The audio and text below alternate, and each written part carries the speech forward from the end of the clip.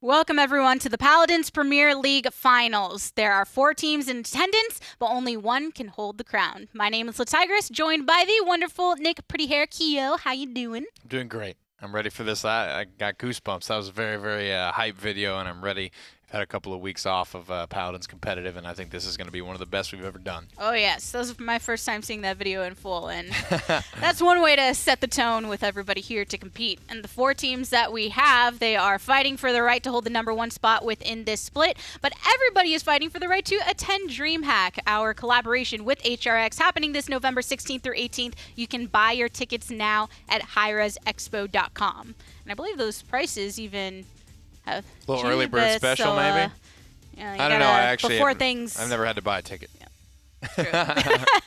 The benefits of being over here at the desk. But hopefully we'll see some of you here. Luckily for us, we get to see all these players in action in the studio today for Atlanta and the 4 teams. We have the 2 EU facing off in a best-of-7 to start. These are all 3 best-of-7 sets, and we do have 3 of them. Fnatic versus Navi, then G2 Esports versus Team Envy, and then finally, the grand finals between the 2 regions. Yep, these are your top 2 teams from the PPL. Obviously, we have a lot of international teams here, but first, we kind of got to give credit where credit's due. These guys need to go at it for a little bit of money. That's part of being in the league here, and these are, of course, some of the best. Fnatic and Navi will be up first. Money and bragging lights, lots to keep in mind when you're fighting it out. And the first set that we're watching between Navi and Fnatic, it's one we've seen time and time again, but very different between online play and LAN play. Yeah, you look at a team like Fnatic, and at this point, I kid you not, guys, if they go one more online split undefeated, they will have completed a full year of online, 4 splits of undefeated online play. However, their LAN record, it's a little bit different. It's not quite as flawless as their online record.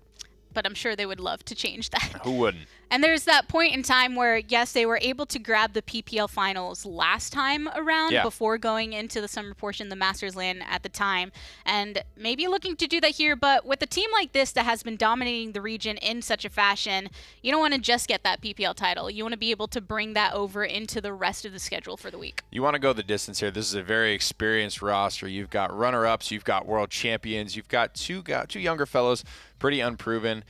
This man right here, though, he's kind of had that second place curse. It's been rough for him. 2 world championships in a row. Second place for Jordy Haas. He is known second place a little bit too often in his career, but he doesn't quite frankly strike me as someone that gets nervous. He is a big cornerstone of the leadership of this Fnatic roster, whether it's the calls in game, whether it's doing the draft, whether it's just keeping everyone else calm. This is a guy, and a lot of three of the five, of Fnatic have been here since the beginning. But Jordy, he comes from winning. He comes from that D69 roster who was always trading out with Enthiel's team for those LAN victories. So he knows what it is to win. And to a certain degree, the Fnatic roster usually sound pretty confident in their play in interviews offline as well. But when you go and then you go in with that confidence and then you don't bring home that trophy, it's got to be disheartening. But Fnatic, we did get to speak to a couple of them early on, so let's hear what they have to say. Well, hey fellas, welcome to Atlanta once more. It's good to have you. And first things first, Bugsy, I want to commend you on the flexibility you've shown throughout the split. How much do you focus on making sure that your pool is as versatile as it's been? I just play the game probably a little bit too much, depending on the day, and whatever my team needs me to practice the most at the time. Now, Thiel, the one frontline man of myth and legend, things have been looking, again, I had to think back to last fall where you guys were, I would say, borderline stubborn with running the 3 DPS, 1 support, and 1 frontline. Now we're 6 months into that same kind of aggressive gameplay. Do you guys feel like you're just absolutely unbeatable at this point with how much practice you've had with that setup? I mean, we did play more than just that one setup, first of all. But I think if you do play our game, we can be really strong and borderline unstoppable, I guess. But I think that going triple DPS or going aggro is just something that's more fluid. We don't really plan it beforehand. We don't really only shoot for it. It's whatever the meta or whatever the draft, however the draft goes, that's what we go with. So we can go 2 tanks as well. And we just try to play our best game with what we have. So I want to get your perspective on the fact that Furia is going to be available. So what do you think she offers, not just as an option, but how she can maybe shake up the draft? She probably offers a bond button at this point. But other than that, she's a strong pocket healer. So we will see how it affects the draft. I'm sure, Theo, you wouldn't be mad about having a pocket healer that could heal you up so quickly. But we don't anticipate, like you mentioned, seeing much of her just because of the strength that's already there. Is there anything else, since that's probably going to merit a ban throughout the entire week, anything else that might go through that you're looking forward to, another champion out there that you're really excited to see more use of? Talos. For me, it's Makoa. I just want to play some Makoa. At some point, it should happen, right? Well, only one way to find out what you get to actually play in the games. We'll have to watch those in a bit, so best of luck. Thank you. Theo looked so heartbroken or so betrayed when Bugsy said Talus. It's all about Talus, right? But I don't know. We'll see. one thing, when you have Furia being added to the mix, maybe it takes a ban spot. Maybe Mako will go to Theo a bit more often if something like that something happens. has to make it through. Yeah. And then on the other side, when you have Navi, they're just as ready as Fnatic are for this matchup. That's right, and they've made some roster changes. Fnatic have stayed true to their roots, so to speak. They've kept the same 5 players for majority of the time. Now they just continue to grow with this roster. Navi make a pretty major roster change during this summer split. They sub out Unbelievable for, of course, lazy Kevin Jensen, who is no stranger to the top end of the Paladins competitive scene. He's been playing very well throughout the split, as I think most have expected. Of course, in LAN, he's noted it himself, how he can get those nerves, wondering how that might affect this gameplay, especially after not being able to be here during the last split. And you have to wonder about that. He is traditionally a nervous player, but you know, after so many events, you think he just kind of gets over it. He's reunited with one of his old teammates, Spunky and Lazy, and of course Theo and a couple of other of those guys that aren't currently present at this event won the Season 1 World Championship together. So Spunky, Lazy, both of those rings now back together. Spunky now with 2. He's gained an additional one since his friend left him, but that's the big question, is we have to watch Lazy. Despite all of his experience, he does have a bit of a reputation for getting nervous. And I know you've got so many guaranteed games here coming out of the top of the PPL. Lazy and Spunky, the ones with that championship experience collectively together, and together once again in an interview that we had earlier. Hey fellas, thanks for joining us for the interview. And first thing, Lazy, it's good to have you back. How's it feel to be here at LAN once more? It feels good to be back. It's kind of weird because I haven't been around for like a while, so you have to get used to all the new people that is around here and also the new stuff happening. So yeah, it feels good. Now, for Spunky, obviously, you rejoin with another teammate from the World Championship days, numero uno. But what does it feel like going through a regular season, you know, not having the same squad you had before, but bringing in a familiar aspect and still falling just a bit short of where Fnatic is? I don't know. It was pretty refreshing to have a... I mean, it sounds weird to say it, but I don't... It feels weird to say it, but it's because there's a new face in the team. It feels a bit different, even it's not that different. Now, you faced off against Fnatic time and time again throughout the split. Give you a moment to collect. But now you're doing it again here on LAN, and it's always a very different environment. So what other strategies are you bringing in this match? What do you have at the forefront of your mind? Well, that's a tough question because obviously it's pretty obvious that our scrim partner is Fnatic, so we mostly practice against them. So it's pretty hard to actually have anything that is secret because we basically practiced everything. So I can be kind of obvious, honest that we have some stuff planned, but at the same time, I'm pretty sure also they might be ready for it, so hopefully not. The head-to-head matchup, as Gabby was saying, has always been split, not only online, but of course, last time we were here in the spring, they beat you once, you beat them once in the finals. What does it take, I think, mentally to get past that hurdle and treat this as a fresh take against Fnatic? That's actually also a tough question. Do you know it? Do you want it? Not really. Can you repeat that question then in some other way? I don't know. I mean, do you look at this as just a fresh take? This is square one. Everything else in the past is the past. This is just in the now. Yeah. I mean, so looking at the results, I wasn't here last year, but I did follow the scene how Navi's been playing against Fnatic when it comes to LAN, so it's very different compared to what it is online. So in terms of results and everything, Navi does kind of have better, results against Fnatic, LAN compared to online. So it's very refreshing, and it's good to think about it that way. So there's no nerves or anything, even though they are unbeatable at online, but there's no issues there at all. Well, it's great to have you both here, and best of luck in your match. Thanks. What you can't hear in that interview is Alan roasting but complimenting Lazy's hair at the same time prior to it starting. Maybe get into comment on that later. Yeah, a little Slim Shady action there. Like you heard, I love it. they're scrim partners, so these guys go back and forth. They know each other inside and out. They play each other all the time, and those often can make for some of the best matches because there's really no surprises. There's no cheese going on. This is just true play. Well, let's find out where we're going for game number 1 of this match. As we mentioned before, it is a best-of-7 set, so this could potentially go the distance, as we have seen time and time again between Fnatic and Navi. But it's going to be Jaguar Falls to kick things off. And going the distance wouldn't be something that we are, not familiar with these two teams going back and forth. Either, all 3 of these sets today could go the distance. I think G2 has been looking unstoppable. Envy is definitely my biggest question mark on the North American side of the bracket.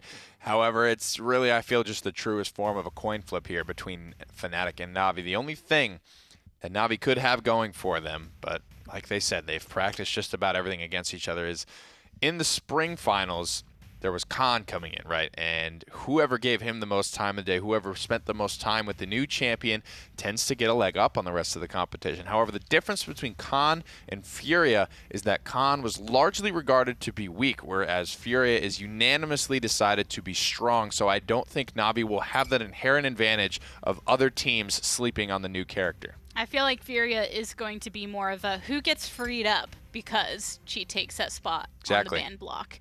So far making it through, but it's Cassie and Khan, because eventually Khan came into his own and people really started to develop a love and a strategy for him, leaving him in the bottom of that screen more often than not. One thing I will say is that I feel as though Maeve has definitely fallen in priority, and as part of that is obviously she did receive a couple of nerfs to some key loadout cards as well as her most competitive legendary talent.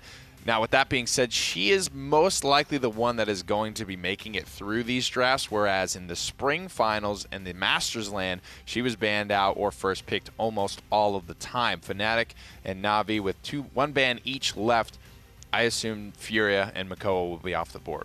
We saw even in those last couple weeks. Oh, man. So, Willow, what are your thoughts on the fact that we've seen her played well, but by people like Fisheko, and obviously right now it's Fnatic that's actually taking Willow off the table?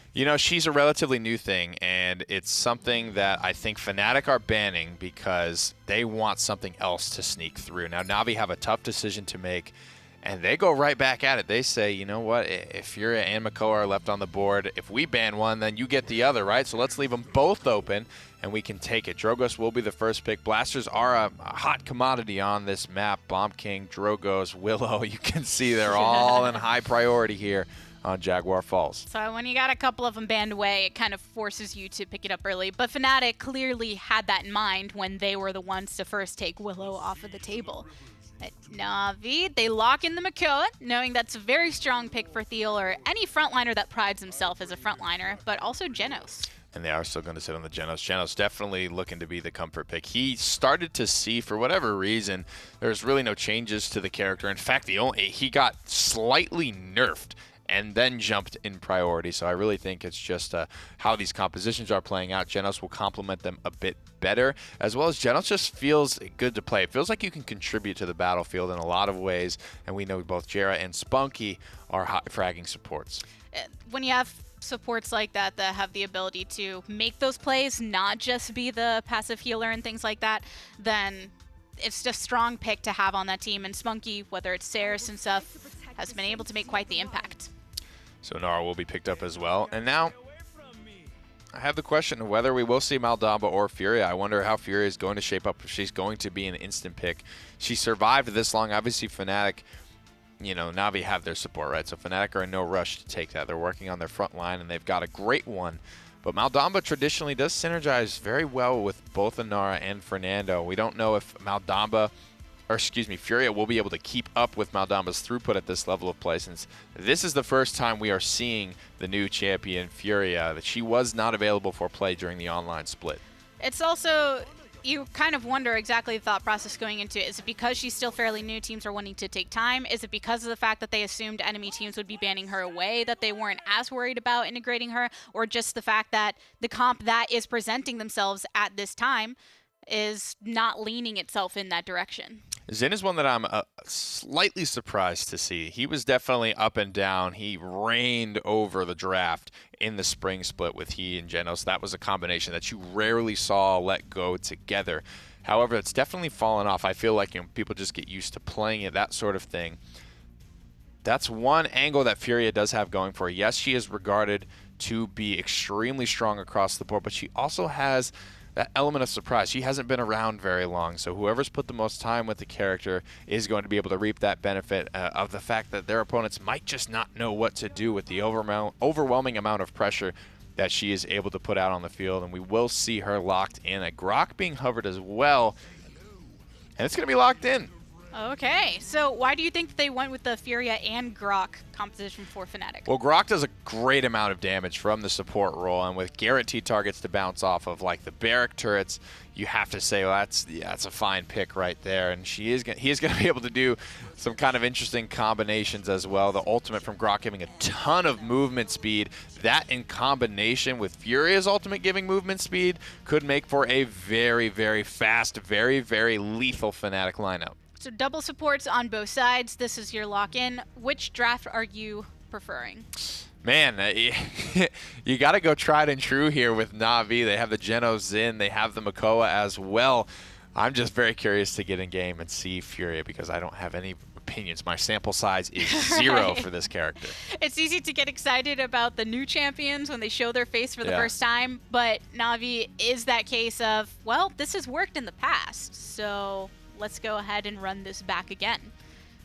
But with these two going into game number 1, and we've known it to set the tone basically for the rest of it, right? And no one's going to be holding back in this scenario. I think Navi have to play a little bit more passive with this draft. They have to look for those hooks. They have to look for good initiations. They can't stand out in the open. I think in terms of fragability, the Luminary is on Navi's side. You have the Drogos and you have Fisheko piloting it most likely. So that's something, just an element of lethality that Navi is not going to be bringing to the table. So Fnatic definitely, I think, will have the reins. They will have the spearhead ability, especially with both of those more aggressive front lines with the Inara and the Fernando. They'll be able to control this map if they play well. Well, the players are ready. The casters are ready. We're ready to see the game in action, so let's throw it on over. You guys are saying we're ready, but are you at all ready for this draft? Because I know I'm not. I'm ready like spaghetti, and honestly, my brain is spaghetti right now. After seeing a Furia get picked, I think that was 4th by Fnatic there. Definitely not our expectations coming into this. We sat down with the commentators, you know, a couple of days ago and today and said, so what are the odds on Furia getting through the draft? And I said 0%. 0%. And then immediately it's we have the Willow ban. Yeah, which is also a major thonker. But again, you did see Fnatic using that Willow and kind of re-bringing her into the conversation as far as her ability to negate healing completely. They were saying, I think you were saying actually it was kind of their counter to a Buck. So now we're seeing this very strange double kind of front double support coming through. I'm really excited to see what impact Pip is going to have here, just simply because of how many targets are going to be in front of him. It really comes down to if you can get that Evil Mojo to pop, though, as they start heading over to point. Pretty much looking at Jarrett already here. For Furia, the focus right now is all about this Cherish. It's maximum uptown of your right mouse button skill, folks. Your alt fire is the heal that matters here. The beam a little bit less, so sure, it stuns out Lazy there, but no, Mudu grabs first blood. And it's in the back line, too, and that's exactly the Genos Xin combination that Nick was talking about. Able to get that Xin online early and finding those first big support is huge. It is still 15% now for Navi as they look to find another kill. Fisheko is coloring outside the lines, and the Drogo's looking for the backline play, but he's not going to be able to find much, as again, you can see Xin as being such a distracting force right through the middle of the map. And just that long-range pocket heal as well coming through from Raiders is good. Good pull from Phoenix as Bitner goes down. Actually as well, that's pulling a Totemic Ward Grok. That's a pretty impressive feat here. Who's going to deal with the Xin? Mudu finds Gera again. It's turning into a Furia farm right now, and look at this escape route. He actually heads over towards their spawn, creating Creatives now getting aggressive, 99%, not even touched by Fnatic, and Creatives in the gang are already moving forward with a very strong presence, mostly, again, thanks to this Xin getting into the backline. You know, Shiv, that seemed like a great lack of focus right there from the majority of Fnatic. We saw Mutu come around early as the Xin, pick up 1 kill, and then it was just a consistent distraction. The decision never really seemed to come through from Fnatic to go, well, we'll deal with this Xin, so they're always constantly wary of him. They can't put pressure onto Navi on the point effectively as a result, and they crumble. I think that this is Fnatic maybe not being as warmed up with the Furia pick as they might have been expecting. And I think a lot of it is who is going to rotate to deal with Mutu and the Xin. You see there it tough. is going to be Fish Echo finding the kill, but I think you need to look at the Fernando as being that big rotator.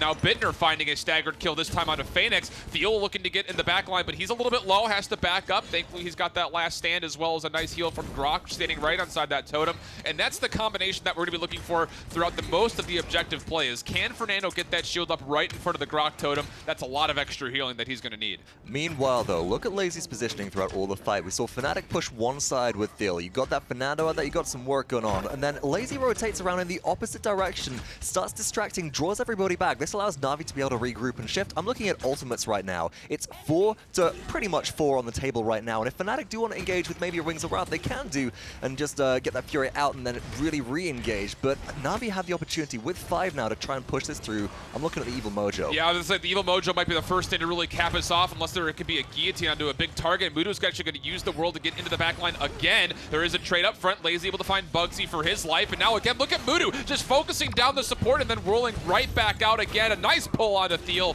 He'll be taken down. Advantage to Navi, and even still, all that was used was the through time and space. So we still have more ultimates on the board for Navi and for the defensive Fnatic. I'm looking at those big health bars as well. Navi right now, top right-hand side of your screen, folks, and they are all very, very full. Mutu's getting chunked down a little bit. Could be in a bit of trouble here, and Bugsy does find them actually. So Inara with their Waters Field can be a huge boon to be able to take them out, but Bugsy is Void Grip there, gets the clutch heal from Furia, still taken out by Phoenix, and down goes the Dome Shield. It was a really good attempt there from Thiel. Evil Mojo does come out, finds one. Can they fry any of the chickens, though? It looks like no, but the pressure is still on. Makoa missing a hook, though. Lazy needs to find a way to get himself back involved. The Dome Shield is down. It's 9 seconds left. Can they continue to contest this? They're going to back up for a second and then recontest right as the overtime comes through. It's going to be close, though, and all the members from Fnatic are still here and relatively healthy, and it looks like they're not even going to give it a go as Lazy could not quite get the barricade forward enough, so it'll just stay at a draw 1-1. Well, Shift, what's remarkable to me right there is the fact that Fnatic got out of that without using a single ultimate. That's huge. The Evil Mojo coming through was a really nice attempt onto Thiel specifically, as Fernando had the shield up. That goes through the shield, of course,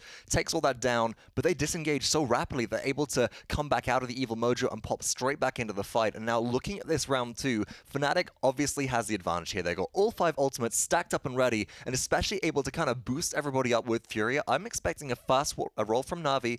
I'm not expecting much in the way of counter commitment. I think that Navi will try and hold their own ults in the tank and then look for a re-engagement later. I think you kind of have to as well. Try to respond to whatever early aggression might come out. For me, I'm looking at Fish Echo. Can he find a Dragon Punch off the bat? Of course, here's the bad news. If you're looking at Navi, there's still survivability. Thiel still has his ultimate as well with the Immortal, so there could be a lot of potential to sustain this fight for a long time if you're Fnatic. Gara's got to be careful. You can see coming around the backside, there is still someone mounted up. It looked like Mutu, and he's not even looking. Here comes the Tempest out for Grok. That'll help get a little bit of movement speed and a little bit of slow, in fact, onto Mutu. And Fish Echo will find the first kill on the Lazy, and you will see the Immortal coming out once again. Now it's actually Phoenix falling low, and Thiel will find one last fireball with that boost from Furia, and it's Fnatic taking the early aggression on the second point. It's just the overwhelming potential of having all 5 members up in combination with that Furia ult just allows you to kind of roll over your opponents if you're coordinated enough right there. And Navi did put in a good distraction, but the thing that I'm looking at right now, Fnatic, 81% of the objective. They're rising at 1-1. They're about to go for the capture, but Navi do engage again.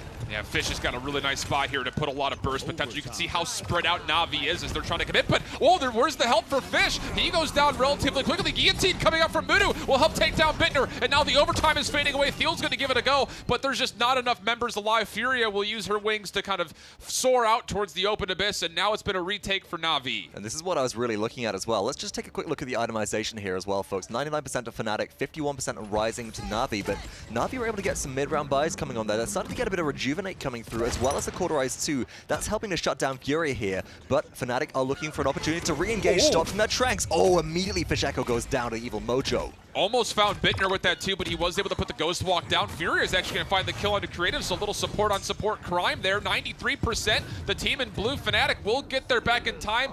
Mudu will use the Shadow to kind of get himself on, but the Billow's not enough to do anything else besides delay for a small amount of time. Fnatic will take the lead now 2-1 as Mudu falls late. And it was a nice attempt from Navi there, right? They had the opportunity to go for the retake, which they did. I will say that it was fantastic Ghost Rock reaction, specifically from Fnatic right there. With their Grok, they want to make sure that Evil Mojo didn't hit. It only managed to take out the one, Fisheko, the Drogos. And having that extra support available to just boost up the Inara, boost up the Fernando with health on the objective, even though Fury had died, allowed them to take that point pretty much with ease. Yeah, it's marginal healing, but the fact of the matter is it's still healing, and that's what made the difference in the end of it. If they find Bittner in that engagement with Creative's ult, I think that might go the other way, but regardless, here we are at 1 minute and 49 seconds. The payload just over the halfway mark on its journey. Field trying to move on this left-hand side perspectively for them, and a lot of damage found, but not a lot of push conversion. The Pyre's coming out to help that out. Bugsy will actually find a kill onto Phoenix, who was split just a little bit. So now if they can find Lazy, this is an open door, and Thiel knows it, wants to contest Barrack, but there's a lot of help here from Mudu, who's chewing through Thiel's health pool pretty quickly. The thing is, Mudu's taking a lot of focus fire in return. Lazy does dive on in here, has the bowling ball on them to have a little bit of extra effective health there from a temporary shield, but Thiel is relentless right now, just focusing Lazy down again and again. Dragon Punch coming through, Shift looking for Phoenix, I think.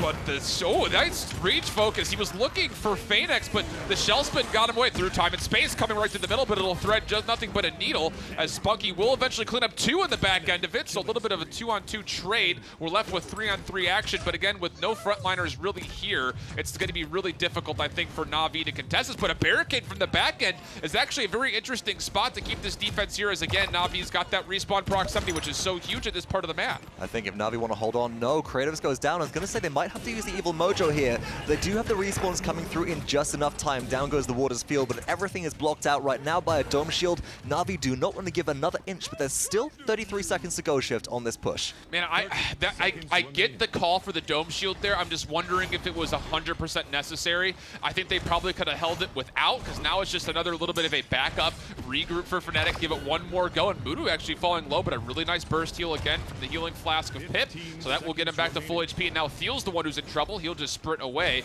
We're down to 10 seconds left until overtime, and again, all the players for Fnatic are here. They just need to find a way to get a kill and touch, and Jera finds the first out of Mudu. Here we go, kicking it off. Fnatic as well. They're recharging their ultimate. Seismic Crash available right now. Coming up as well. Dragon Punches at 90%. Ancient Rage does buy some time here, but Bugsy's not really phased by it too much. I mean, you're an Inara, and now you've got potentially your impasse to lock yourself off, receive some extra healing. Thiel goes in the contest, getting brought down pretty low. Mutsu soaks the fire spit there. No big combustible detonation right now, but still in overtime.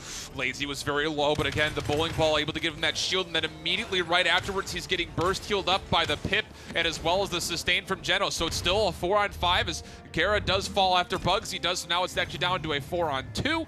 It will be a hold for the defense. Navi continues to keep this draw. I mean, would you expect anything different at this point, Fox? These two teams have been neck and neck all season. You know, honestly, I gotta say yes, Shift. I would have expected Navi to let that payload roll through right there. I know they don't have really an angle on seeing all of Fnatic's ultimates, but Fnatic, during that last fight, that last 30 seconds, was able to get a lot of ult charge back in this fight. They would have been going into the next point down on combat mechanic, which would have been in the favor of Navi, and Navi had the ultimate advantage. Maybe this might have been a bit of a mistake there. Sure, Navi's able to get something back, but they haven't got stuff like the Ancient Rage now going into the next point fight. Yeah, that and the Dome Shield, too, are just really huge when it comes to elongating the fight. I mean, we saw that happen with, of course, the Immortal from Thiel, which he has going in. But take a look at these damage numbers. Again, we're looking at this Pip, and we see it as support was the way it's listed. But when it's in Creative's hands, or when it's in some other players in North American scene, I'm sure we'll see later, the damage numbers are just absolutely incredible. Look at that. Astral Mark then goes on to Mutsu immediately. Dragon Punch coming through from Fisheko. Immortal as well from Thiel to try and keep him alive. Fish finds Phoenix. That's a really good start from Fnatic as well. Look, Furia as well with her ultimate is just boosting everybody up. Navi need to disengage at this point, Shift, and then look for a new engagement opportunity. But you talk about, again, the ultimate advantage that Fnatic has. They only get 1 kill out of using 4 different ultimates there. The Dragon Punch was used, the Immortal was used, the Tempest was used. They weren't able to follow up with that movement speed. Now the Dome Shield comes out. He does get caught by the Pyre, but nothing else really found. 54% is not an overwhelming number considering now the Evil Mojo, but it hits the Warder's wall from Inara, so completely negated away. then Phoenix taking a lot of focus fire does get brought down a little bit low, but Creatives comes back to the rescue, and look at these Catalyst buffed shots as well coming through. As soon as that explosive flask hits, it's curtains for everybody of Fnatic stacked up inside that small grouping. Theo in a lot of trouble, does place their shield up, down goes the totem from Grok, but Navi are pincering in right now. They're trapping Fnatic from all sides. This rotation is really good, but Lazy's actually getting caught out now. He's stuck and slowed into a corner. Theo will take him down. Spunky trying to do what he can to keep people at least somewhat away from his teammates, but everybody is low, and now another Tempest comes out once again through time and space, comes through, not able to find any kills, and all of a sudden Fnatic is looking at retaking this nicely. Oh, another nice stun here from Garrett. Can he get away from this? Not quite. Muda will find the last shot, but that's about all he'll find, as again he billows onto the point, but it's merely a formality at this point as the overtime is fading away. Nobody in the red jersey is even close. A 3-2 lead for Fnatic. Yeah, you've got to let that one lapse. Mutu would have just been giving up a free kill otherwise, trying to contest it again, and one thing that we haven't remarked on so far but has been relatively impactful, Bugsy on the Inara is running currently treacherous ground, that Waters Field talent right there to increase the AoE and also apply a cripple to everybody he's trapped in it. Look at what happens to Lazy right there. Standing still. Can't rocket boots away. I mean, you're investing heavily into bowling ball and look what happens. Yeah, it's a really interesting build, but I think you can get away with it when you're running double front line simply because your survivability is also being boosted by the shield of Fernando. Another pull comes through. Now Phoenix is actually in trouble as he gets planted into place, able to escape and shell shield his way and also spin a little bit further out, but again, Theo can punish with the sprint fireball combo. So a minute 45, and numbers do favor Fnatic, but the health pools are low as Fish Echo does fall, so Navi trying to set themselves up a little bit more aggressively. And you can see Lazy wants to get forward, trying to bait out the Anar to push a little bit further forward. Not going to get such luck, though, as Bittner and Mudu will go at it on the side, and Mudu will win that fight, and he finds himself an open left flank to move into the back. It's just Janos Zen. It's the same old story that we've seen all through the online season. It's continuing in here right now, but Mudu is playing this masterfully. Mudu is playing more of a game of hide and seek, Janos and Zen, rather than anything else right now, and it's just really appearing where players least expect him. Fnatic, as a result, are struggling to regroup right now. They're going for this perspective right side push, as we see perspective from Navi come through on defense. Evil Mojo is ready. There's a big grouping of players, but down goes that totem right there, and we do know that that's going to block a lot of the crowd control coming through. This is absolutely feast or famine for Creatives. He's got all these people in front of him. If he hits the shots, he's going to get those damage numbers even further forward, but if he misses the opportunity to hit this Evil Mojo, things could go wrong very quickly.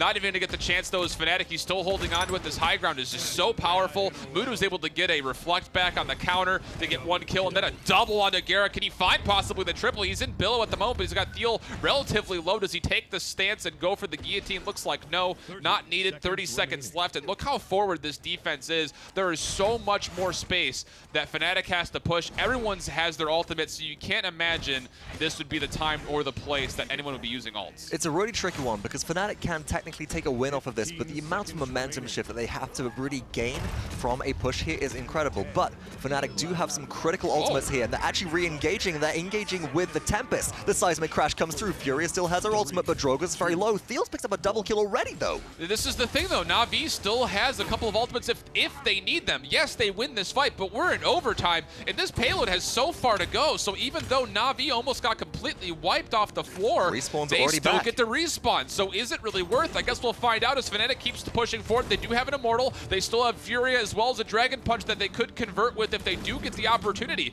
It's Barrack who falls. That's a big opportunity, and Fish Echo finds Phoenix. They're looking to finish it right here. Here comes another ultimate from Furia, looking to push through in overtime, through time and space. Not going to find, but it's Fnatic who take the numbers and find themselves the 4th win. Wow. That was just a beautifully coordinated play right there. We're talking about like, hey, Fnatic only have 3 ultimates left, but what have they got? They got the Dragon Punch. They can immediately deal with the Makoa, who we know resets fight with Ancient Rage. They've got the Immortal to keep everybody alive through potential of Evil Mojo and just keep the Drogos alive in Dragon Punch. And then Furia. I mean, does anybody else need an ultimate? When you plop that on the board, you're going to give some extra damage, some extra movement speed. You're just going to have everybody fragging out. And it's kind of like everybody gets an ultimate when Furia ults. You just get a little bit more. You kind of just turn up. This one goes to 11 this game, folks, and Fnatic, they played that fantastically. Absolutely did, showing why they're the #1 seed in EU coming out and looking to stay strong on land as they were online. But let's break it down in this first game of 7 back at the desk. Scared in those last moments watching that because Fnatic decides to go with everything they got to end the game. But if that doesn't go in your favor, you pretty much screwed yourself into the next round. And that's kind of the story there is they caught Navi falling back in sort of a no man's land for that map. You don't really want to be out in front of your gate. You want to be either behind it or all the way up past the next choke point. So that's really where that fight was lost. And I was going to say, you know, that Creatives was maybe the reason that Navi lost that fight because he wasn't really there. He wasn't really involved. But the more I think about it, I think Creatives was just the only properly positioned member of Navi. I think that was 4 people making a mistake by just being out there and being so susceptible to what that Fnatic team fight was. And it was the ability, we saw it all game long, to just slam the gas pedal and just take control of an area of the map.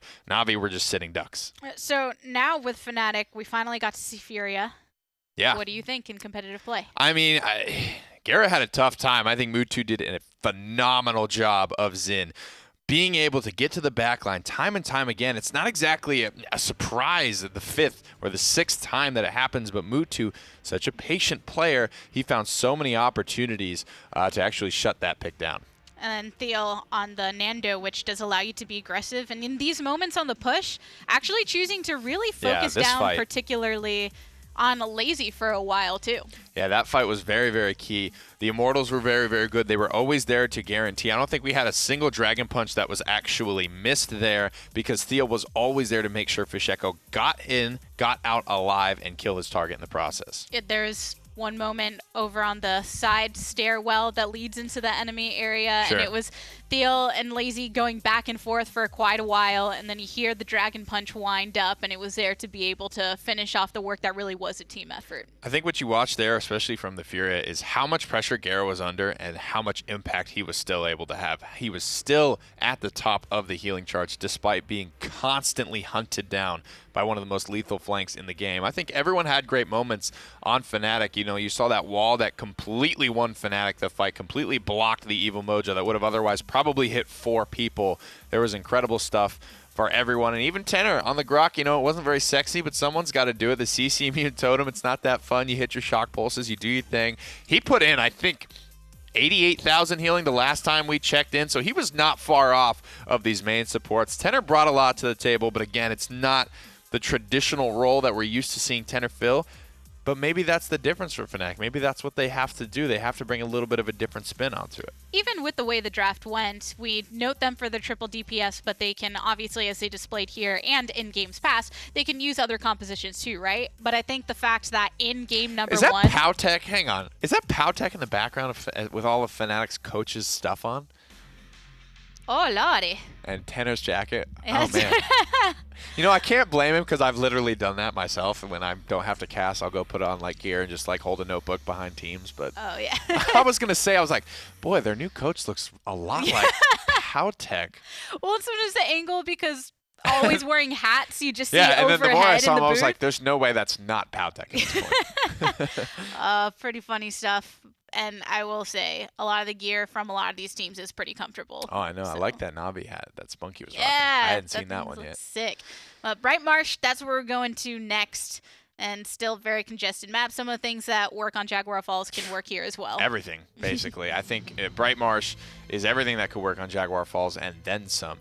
The priority of the Willow bans, and that felt very weird to me. That felt very first game at Lanny, like trying to throw each other off balance. We're going to see an early Genos ban come through here.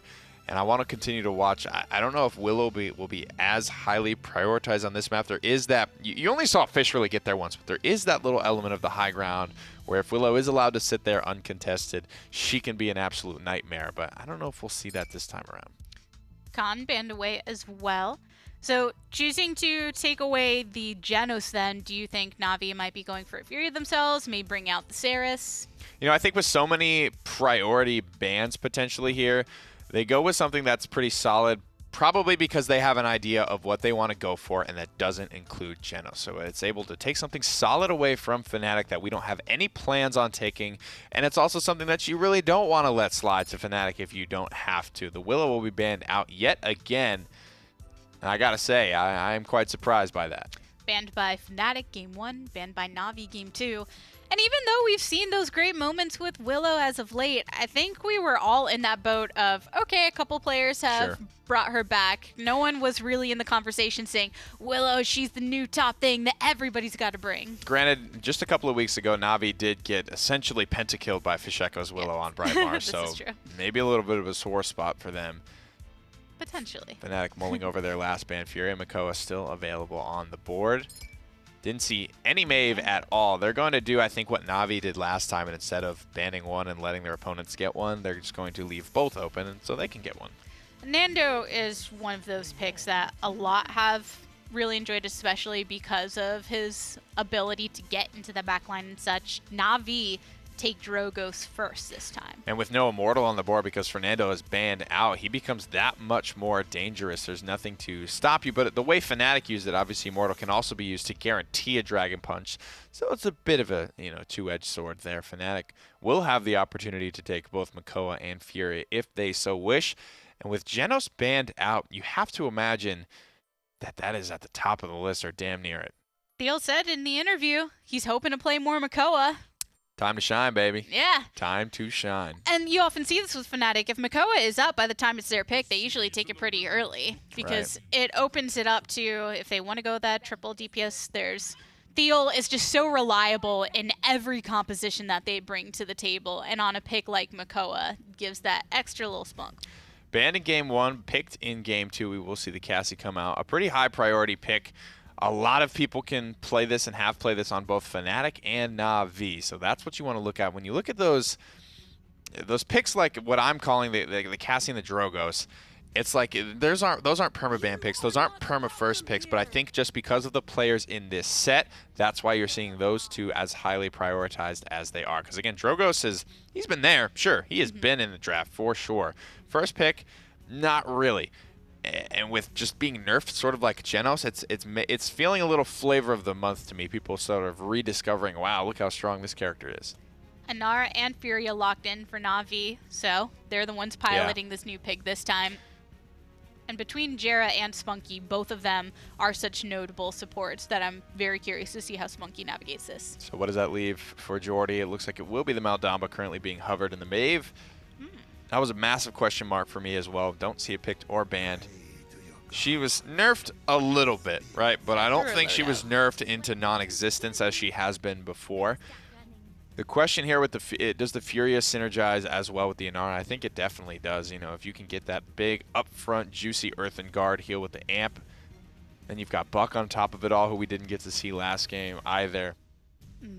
My question is just who's playing what, I think, for Navi. Traditionally, Mutu has been the Drogoz guy for Navi, but he's also been a really big proponent of the Buck for this roster. But I think Creative's obviously a very flexible player. Basically, the reason we gave him MVP of Season 2 or Worlds #2 was because he was so flexible and could do whatever his team needed him to do. I would expect him to be on the Buck here.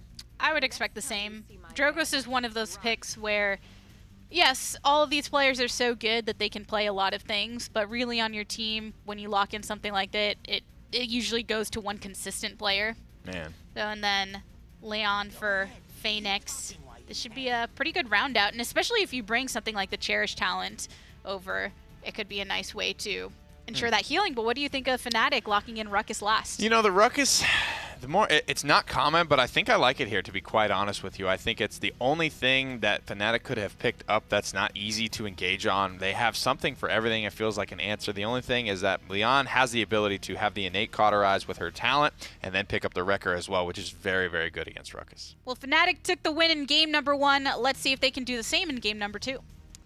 The drafts continue to surprise us, and I have to say that sets a very, very exciting tone just generally for the entire LAN. Not just for the PPL finals, but for the entire week. But this is an interesting matchup, especially on Bright March. Very tight, very corridored. How do you feel about it? I feel interested to see how the Leon pick is going to really follow up on the Ruckus specifically. One of the big reasons why you might pick a Ruckus here, as Nick said on the desk, is she's a little bit less susceptible to Leon's death attacks early on. You can use that emitter shield, but Leon can pop straight into a Wrecker as a result. This is going to be one that's a bit more up in the air, I think. I like Fnatic's draft here. I think that the Maeve still has a lot of viability. I'm excited to see potentially if she's going to be going maybe for more of a cat burglar style rather than the Street Justice that we've been used to, just to get that extra bonus damage versus some of the more squishy targets. Which there are plenty of Oh, when yeah. you're looking at who they're facing Looking at up triple against. DPS on both teams, and there we go. Looking at some of the initial loadouts coming through, some of the talents as well. Of course, Cherish, Fury are pretty standard so far. Mutu swapping over to Combustible at the last second, but Fnatic still on Death and Taxes, and here we go. Where's the Maeve? Cat Burglar it is, actually, as Bugsy comes out of base with Cauterize in hand. I was interested to see what Mutu was going to run as well, because Ruckus is one of the easier targets for a Fusillade Drogos, but again, that aerial denial that Mutu is so good at with the Drogos is definitely enhanced more when you are running a Combustible, so Spunky needs to be very careful. Again, the nice thing about having a Buck on your squad if you're looking at Fury is that you don't have to always worry about it, because that bulk up has some self-sustain. The Pyre is going to come out generally towards the rest of Fnatic, as it's 60% so far from Navi, and there's nobody in red that's even close to the point. Now they're finally starting to rotate back. Lazy a little bit low. Will catch a Kindle and a Cherish combination from the Fury. Get right back up near full. And again, someone has to contest this. They're trying to find this right-hand side is Fnatic, but Buck has already done so much with these shotgun cartridges just to keep everyone at bay. You know, despite all this, I still do like the positioning from Fnatic here. They've got to start engaging onto the objective. I like what they were going for. Is don't play into the Combustible from Drogos, but at this point they do need to engage. Kratos has already found Thiel. Mutu takes up his Vintner, and Fnatic too little too late right now. Navi have just got a free capture here. I think if you're Fnatic, you cannot allow Navi just to plant up. I mean, again, Inara is so good at just standing and just sitting there and soaking up objective time. Already at 50 seconds already completed on that path to which will surely hit triple digits. But Fnatic, you have all this mobility. You have the Maeve that can really utilize those flanks. You have Cassie that's really good from range. You need to find a way, I think, if you're Fnatic, just to get a little bit more aggressive early on. Maybe they're just waiting for the itemization, but regardless, Creatives has had free reign so far on these flanks. Exactly, and that's what it really comes down to. It's the fact that if you're going to make a move like that, if you're going to play around the peripheral of the map, you need to pincer in before it gets to 90%. And look at Lazy as well. That heal coming through, the Cherish heal, working off of your maximum percentage health, as well as that 500 health shield just based off the loadout, which it appears which Spunky was running when we saw him run out of base, just gives so much safety here. I think that if you're looking on the side of Navi and you're Spunky, you can never at any point be too cautious. I think you really need to utilize those Wings of Wrath, that mobility to kind of maneuver around these corners just to stay alive, because at any given moment, one shot plus an impulse from Cassie will put you down low, and a Maeve can follow up so quickly.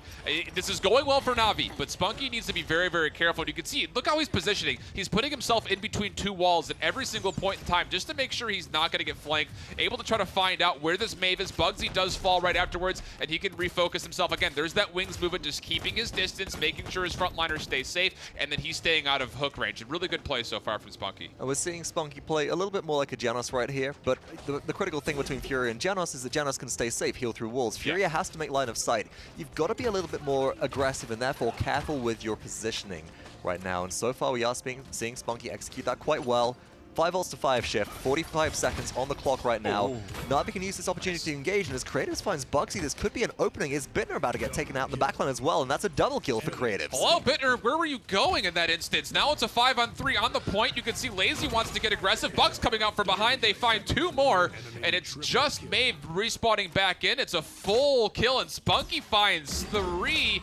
Again, once he gets that build-up from using that Kindle, that attack speed is absolutely massive, and I'm sure you're just as familiar as me when it comes to Fury getting involved in the damage charts. Oh, absolutely. If you can aim, and Spunky certainly can, then you got some real bot potential. It's an important thing about Spunky, folks, is he does play support right now, but Spunky was an OG DPS back in the early days of Paladins, but Shift, we're about to start overtime. Contesting, the payload still is. Navi trying to engage here. They find a couple of kills. Fnatic's doing some work here as well. Creators picks up Fish Echo. There's no way for Fnatic to be able to contest unless they want to use Midnight here from Bugsy, but Bugsy's in a lot of trouble. Hoisted and slain. Navi get the 2-0 right there, and Fnatic just seem to fall apart. That is a very devastating combination just to see Buck plus Inflame. Enhance that. If he were to have gone Buck Wild with that Inflame active, he would have shredded through everybody. But look at Spunky, able to change focus so quickly. Not just, the thing is, it's not just the damage he's dealing. He's hitting a couple people, and as soon as that Kindle is back, he throws it onto an ally, goes right back to dealing damage. That's the strength that Furia has, getting involved not only with massive healing numbers, but also some decent damage numbers. And it's great cooldown rotation and prioritization from Spunky right here as well. And as we said, Shift, you can take You can take the fragger off the DPS, right? But you can't take the DPS out of the fragger. And as we look at the items quickly before we head out into this 2-0 to Navi right now on map number 2, that's a lot of direct damage reduction we're seeing coming through. A lot of Havens coming through. Only one Cauterized 2 for Creatives. They're really relying on just getting flat-out kills and also Phoenix with the death and taxes rather than going for more broad anti-heal versus this down bar. Oh, the Hexafire right up front, but low was Bitter, and what a good heal that was from Spunky. Creatives does fall in the flank battle between him and Bugsy, but still, the numbers and the health pools are looking pretty good as here comes the Dragon Punch, able to take down Thiel.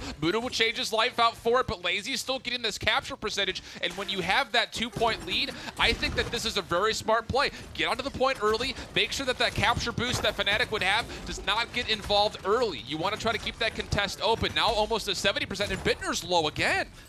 All the while, just still on the objective, Lazy is not budging. Alas might be evicted right here as Thiel does come on in, but Fisheko in a lot of trouble, gets taken down by Creatives. The Buck moving in as Phoenix just continues to pound down with these shots coming through. Death and Taxes removing the healing potential from all of this Fnatic frontline. Out does come the Ancient Rage. Thiel trying to hold on. Fnatic getting back onto the objective here. Do have an opportunity to shut down Phoenix. One more shot will do it. Thiel whiffs a hook. That's still like 10, 20 cents in the pocket of Bird right now. I think that's probably still a thing. But Yeah. regardless, I think Thiel made the right play. You take away the angle of escape by using that Dredge Anchor. If it misses, you just hit one more cannonball. Easy peasy, no problems. Now up to 81% for Fnatic. That's how close they can come back through it. Fnatic needs to find a way to keep that early pressure on, but the Pyre will actually catch Thiel, and Spunky finds yet another kill. Now Bittner has to commit, and again, he just puts himself right in front of 4 other players, and he falls instantly. Navi looking solid. Creatives as a free backline, able to bulk up. One more shot will do it on Fish Echo. He'll fall away. A 3-0 lead for Navi here on Bright Marsh. Fnatic just don't have the damage right now. They don't,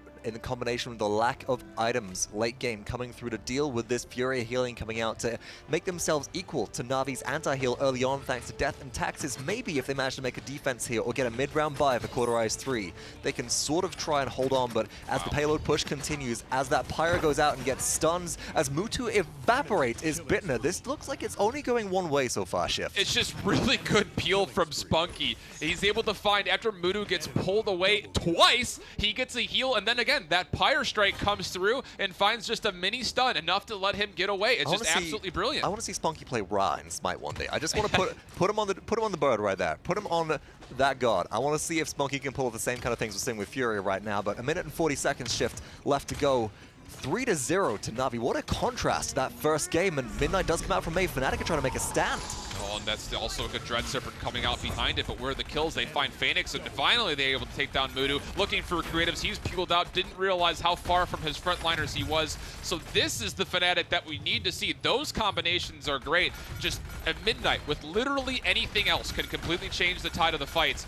It just comes down to, can they find the right execution? That time they absolutely did. Lazy is probably going to get staggered out here, if, well, you think he should get, but here comes the rest of Navi right in support, and it's actually Fish Echo that gets turned on. Lazy does eventually fall, but Mutu's got a lot of low HP targets in front of him, able to find one. One more Spitfire comes out, the combustible damage over time is good, and he finds himself two, looking for potentially a third. He finds the triple. Can he find the quadra kill? Midair! Mutu, are you kidding me? Wants to put away this at a 4-0. He's playing absolutely out of his mind. One more Spitfire in connection, but Creatives will clean it up, and Navi take the 4-0. Mutu coming out swinging right there at the end as well. I can't believe he predicted that long shot into Bugsy to begin with and then just continues as well. I think in actual fact, that last kill onto the Ruckus end up hitting the Fire Spit first and then the rocket afterwards for the bonus damage rather than the combustible explosion right there.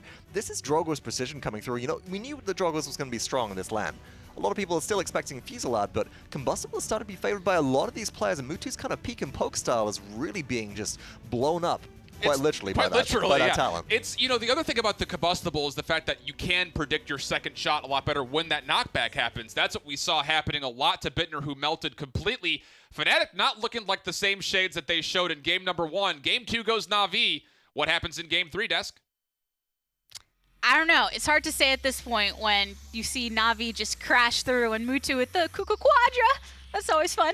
Yeah, and my problems with Fnatic's draft was not necessarily what was picked, but it's like who was playing what. Traditionally, you would see Bugsy on the off tank as he's most often played, and he'll be playing the Ruckus. Somebody else, typically maybe Bittner, I would say. They brought a lot of Tenor and Bugsy picks, and I never felt that Fsheko really had anything that he could shine on necessarily. Not the case for Mutu, though.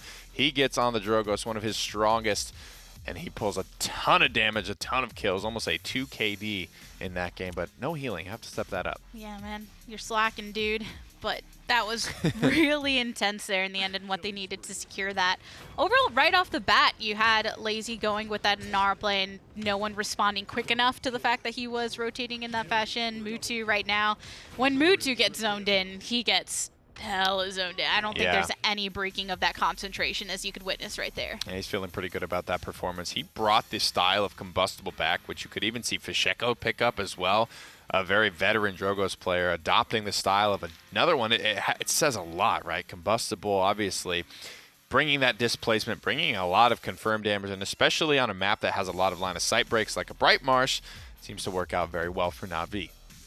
So Fnatic now, they're not a team that after losing one game are just going to be, we're losing, what's going on? They're probably just saying, okay, we're used to these games going, or these sets rather, going the distance. So what kind of adjustments do you expect them to make going into game number 3? Again, I think they picked solid stuff, but not the right picks for their roster in particular. I don't think Fsheko was particularly comfortable or looked particularly good on the Cassie. It's not something that we see him play hardly, if ever, to be quite honest with you. I think it was a little bit of a weird draft from Fnatic. That's why you see them get 4-0'd there. If they bounce back here and get power picks for everyone, like Navi quite honestly did on Bright Marsh, then I think you return to seeing that competitive set that we're probably going to expect. Fsheko does usually prefer the blasters for the team when they bring that, and then you have someone like But you know, Bittner. He can do stuff like Xin, he can do stuff like Leon. Sure. I don't know. That was...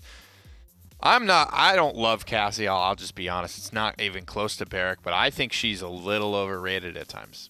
Oh, interesting. She's Just, definitely solid, but I think probably one of the most overrated characters in the game. Okay. So the fact that she's so consistent, maybe because I feel like she has one of those kits that can insert itself within kind of just go into, well, we're going to Serpent Beach next, but somewhere like Bright Marsh, if you can post up in a cubby and then manage to not get caught out, you can get some really nice shots from the window. But if that's not connecting in that way, Fnatic wasn't able to hold off against the Navi roster, who was just looking insane on Bright Marsh. But I feel like they just stuck to their guns of their composition really well. They definitely did. They had a lot of mobility, especially with the Buck being able to get in there. And I got to say, creatives looked phenomenal on said Buck as well. He was very smart, very wise about the angles that he approached and attacked from. And he was very smart the way he used and leveraged the Fury at bonus damage and movement speed as well. Buck, probably his strongest map in the game, Serpent Beach here. So no surprise seeing him taken off the board bright and early, especially given the performance Navi just had with it.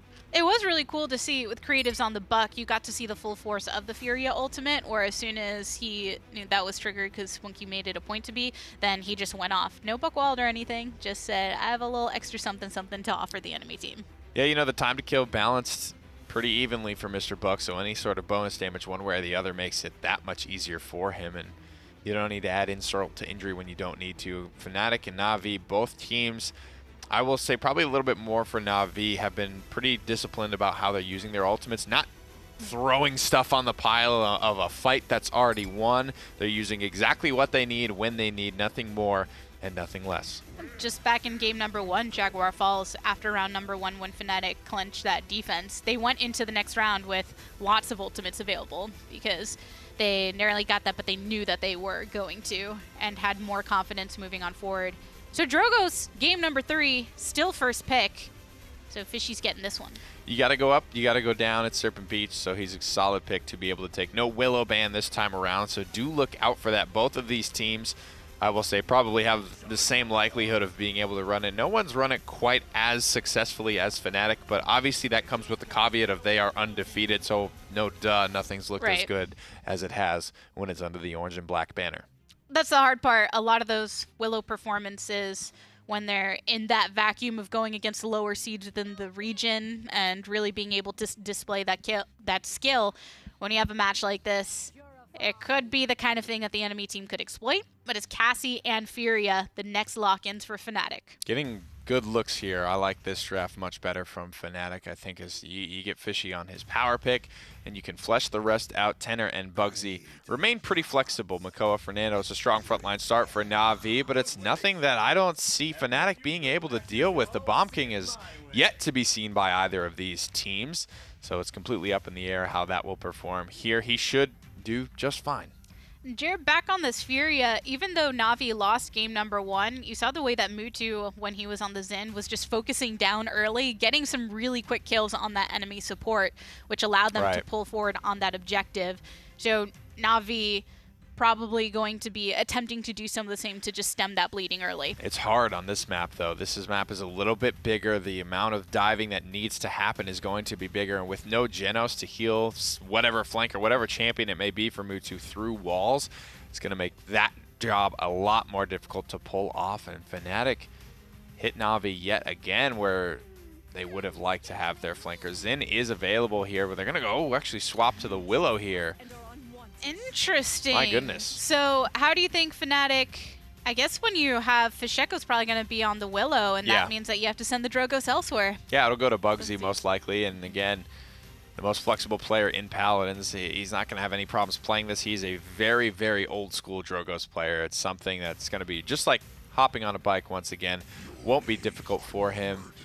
And we're running out of flanks, running out of picks. You know, we see this from time to time from Mutu. We see this from those Andro players on Serpent Beach, on Stonekeep. They don't mind pulling it out when it comes to that. And then you have Drogos and Will that you're going to try and control as much as possible. So a pick like this could enable Mutu to do so. I think so. I think he's going to have a good time. It's really the only vertical mobility that Navi have dropped. Bomb King can get up there, but it's not as quick and snappy, and it's not going to be that manhunt style. He has to hop up on his little rock, get himself set up, and then get his little old man legs up onto the ledges and stuff. But I love Fnatic's draft here a lot more this time. I think they've done what they need to do to win this game. The series is tied up, and now it's time for one team to pull ahead. So let's send it over to the casters.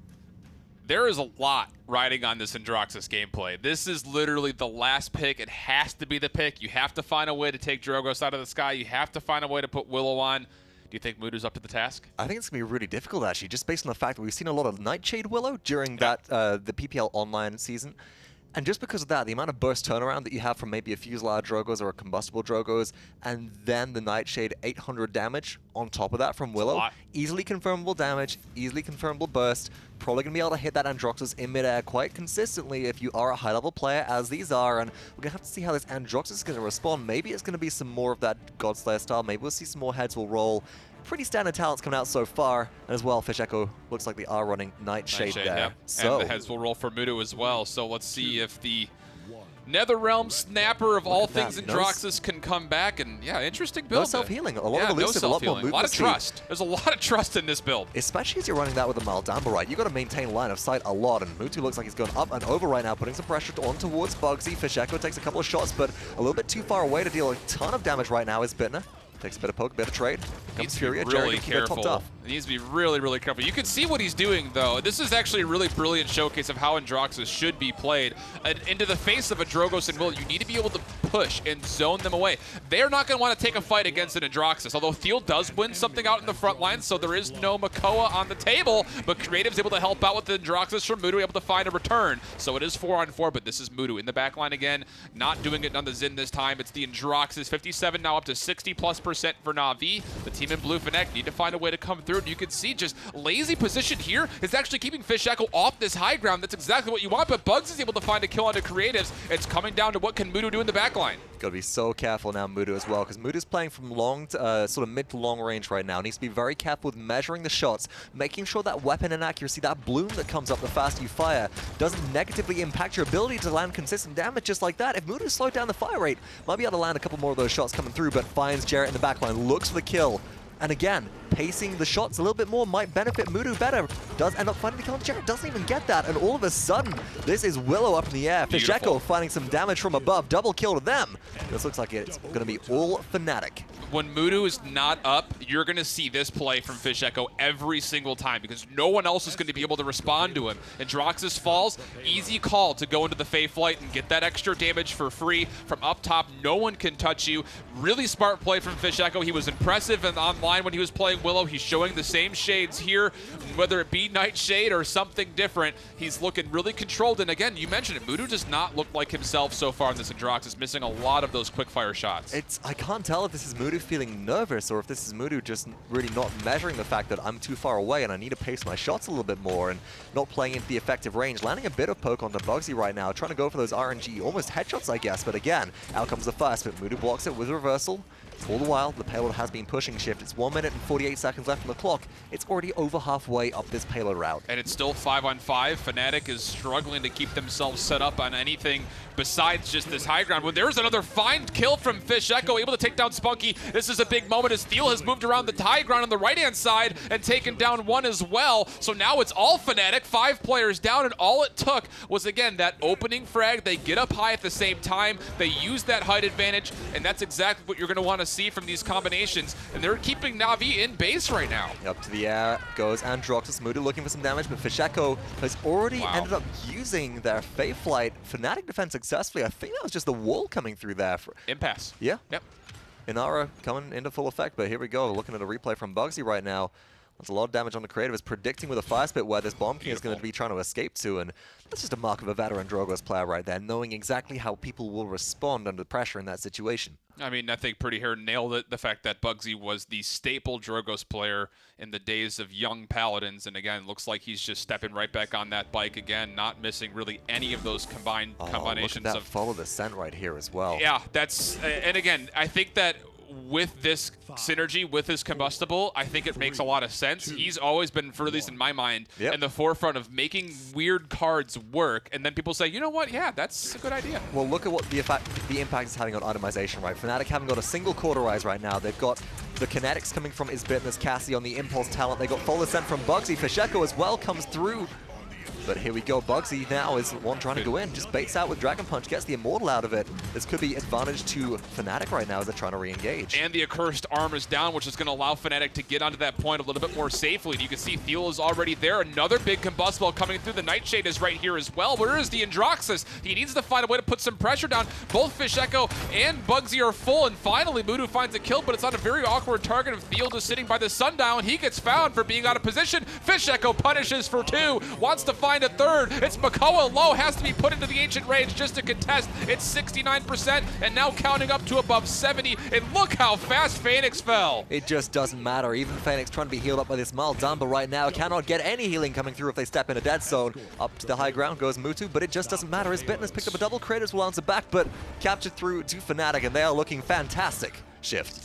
My goodness. And it came down to, you know, for me, there was a lot riding on Mudu being incredible. He had to be incredible, and so far he has not had the opportunity to really pop off on these floating targets of both the Fairy and the Dragon. He needs to find a way to get it done, and to be honest, he needs to be enabled by his frontliners. I have not seen enough pressure out of Navi when it comes to finding a flank or finding any high ground. It's been dominated by Fnatic, although I say that, and now Creatives comes off the top rope and finds some open targets. And look at this. This is where Phoenix needs to be. He needs to be pushing forward so that way Thiel can chase around and get chased around from Lazy. And now with a minute 43, we're finally seeing a defense from Navi. And you know, early on we did see that pressure coming out of Lazy. I think that Navi had the right angle on that initial capture point, but Fnatic they rotate. They put pressure onto the squishies. The front line can't follow up quite as quickly. And one of the characters, actually one of the champions that I'm not seeing perform as much as I'd like to as well, potentially, as Fae Flight is activated by Fish Echo, is Bomb King. Seems to have been very silent so far this game, just not making the impact plays that we're used to. Oh, look at this split right now. Navi, again, a little bit split out of position. You can see there are 3 players over on their right-hand side, respectively. Mudu right over the front, just by himself, gets punished by Bugsy, who's looking for a second. He's got Creatives low in front of him, looking for that last shot. Not able to do it yet, and now able to find one. Looking for the follow-up, but it's going to be Phoenix falling to Fish Echo. The Inflame comes out. They want to put this away right now, and Jared's able to find a kill onto Spunky. It's just going to come down to, can they find Thiel? He's out here by himself, but Well, Lazy's also very low, and he will get taken down. So now Fnatic looking to push this payload the last bit away, but again, they used a lot of ultimates there. They have none more left in the tank besides the seismic crash to potentially finish this one out 4-0. Could be in a lot of trouble here. Fnatic looking for the opportunity to come on through. Bugsy routing out Mutsu in the backline, takes them down, so no flank pressure, no Drogo's anti right here, as Fish Echo goes up to the high ground as well and is looking to apply that anti-heal coming through. Here's Dragon Punch shift. Who's Bugsy going to find? It looks like it's going to be Phoenix, but no, gets impacted. The Immortal just in time. Lazy saves their life. This could be the defense. Oh, but it's a really well-timed combustible. The accursed arm is trying to come out, but he's not able to contest in time. It's Fnatic taking a 4-0 this time through, looking smooth and solid. And for me, it just came down to the fact that neither Bugsy or Fish Echo were really contested really whatsoever throughout that map. No, they just didn't have any positive pressure going onto them from multiple sources, which is where Navi needed to be putting it on from. They needed to have the front line go out there and pressure. They needed to also have some increased pressure coming through from as well Mutsu, but it's this combination that makes it strong, right, rather than anything else. It's absolutely the fact that you've got damage coming from all directions, which means that Willow isn't as effective, Drogo's isn't as effective, and as a result, I don't know, Navi, I think they need to find a new way to respond to that kind of situation. They need to find a new way to be able to kind of pull everything together and focus down those airborne champions. Yeah, well, it didn't work out that time through. We've all the way, almost all the way through. We're getting there. We're going the distance. Desk, what do you think? I think that it makes a lot of sense for Fnatic to answer a 4-0 with a 4-0. And that's a really good sign, right? Because when you do get crushed like that after what was a very competitive game number one, it could easily put your spirits down. But the fact that you look at the player cams of Fnatic, because you don't really need to watch much of the gameplay, you know how it's going. They're laughing with each other. They're kind of like memeing it up, so to speak. And it's crazy to watch that type of bounce back ability after the type of reputation that they have. The fact that they are not being shook by these 4-0 losses is a really, really good sign for Fnatic, specifically for Fish and Tenor, who have traditionally struggled in the past lane. Well, and great responsiveness, speaking of Fish Echo, the moment where as soon as Mutsu was either eliminated or not around, he said, "This is my chance." And early on, we saw that, oh, Mutsu's gone. Here's my ultimate, and Willow takes this guy, gets a double kill, and it helps him with that. And even sometimes when he was around, they were able to have their way because, you know, Androxus is just, you know, he's just that 2k HP flanker, right? He's not this unkillable black and white. He's winning the matchup every single time. Bugsy hits a fire spit on him. That's, you know, 60-70% of his HP. If that he's now not able to engage, he's not getting the type of healing that he was in the Jaguar Falls game. So Fish Echo and Bugsy, they had a lot of free room to work with this time around. And did a great job, especially on the push, where coming from different angles, you saw Fish Echo was on the high ground shooting, and then Bugsy on the low. You just see fire spit come out and blast everyone away. And what are you supposed to do when there's nowhere to turn? There's some sort of damage in your face. I mean, did Navi really win a fight there that we could cherry pick something to go off of? Because it didn't feel like they had much in the way of control at all during this game. There was the first little bit in the very first round where they felt like they were spearheading that charge. It felt like Mutsu, for whatever reason, he was like the first one in, and Fnatic just gave them ultimate respect. They just completely backed off. That was the one time I felt that Navi were even remotely in control of this game. But every other opportunity that Fnatic had, they completely seized it up. And the nature of Navi's fight there in those last moments was the kind where you have the idea that it's going to go in the favor of Fnatic because they're all just putting their last-ditch effort. Whoever is up is running in just to keep the clock going. But there's no real organization to it. No. It's just I'm a body that's here hoping that eventually our spawn timers will sync up a bit better. But that doesn't happen very often. No, it wasn't a great look for them. I will say the Fnatic, they drafted very beautifully on that map. They got rid of both the Leon and the Buck. There wasn't a lot of double blaster play, and online I think maybe once or twice. I don't really have any recent memory of this, but pulling something like that out, it's just not expected. I don't think Navi were necessarily ready for it. They will be now. This is that moment where this is our scrim partner. They're going to wake up to this strategy. I don't know if we'll get this type of 4-0-able composition again, but Fnatic definitely having a lot of great moments there in game number 3. And as Lazy had mentioned in their interview, and you just mentioned now, them being scrim partners makes it really difficult to keep anything secret or under wraps. So you have to wonder exactly how much of the strategy was kind of hinted at and the other team knew about, or how much of it was they were really on the sideline kind of saying, hey, this is something we got in our pocket? You know, this always happens a little bit at the start of events like this where people are changing little things here and there. It's mostly in the bans, I would say, because we've seen pretty consistent picks from this series. It's really in the bans that we're seeing the change up. And sometimes I feel like when you get a little bit too wonky with the bans, you end up playing yourself, because in a game like this, it's never as black and white as we chalk it up to be. You know, we talk about our matchups, we talk about things that are going to go right, things that are going to go wrong, but sometimes maybe that ability's on cooldown. Maybe you're just a hair off position. Maybe you just, because this isn't FPS, you just missed the shot. It doesn't matter how good your matchup is if you're not connecting with anything. So getting ahead of yourself and getting in your own head, or maybe trying to get too wonky with it, can throw you off, can discourage you, and then that's when we see players were just try to get back to home base, try to get on stuff that they're going to feel absolutely rock solid on. And these bans do feel more directional of where do we want our comp to go. That was perfect. Those were two bans that are not only are they can be takeaways from Navi, but they are completely things you don't want to see on the board at all against any team when they have this composition. So Fnatic, I don't know, they got the beautiful end of the draft there. And when you have matches that are this close between the teams, a lot of times it does come down to the draft before the game even starts. But curious to see where they end up going during the next map, because a lot of these picks vary dependent upon exactly the type of verticality available and things like that. Yeah, so when you talk about, you know, like those black and white matchups, these are the best players in the world. So this is as black and white as it gets, because they are in a vacuum. They are hitting the majority of their shots. They're not messing too much mechanically up. So that's why these matchups can be so important. The drafts can be so important.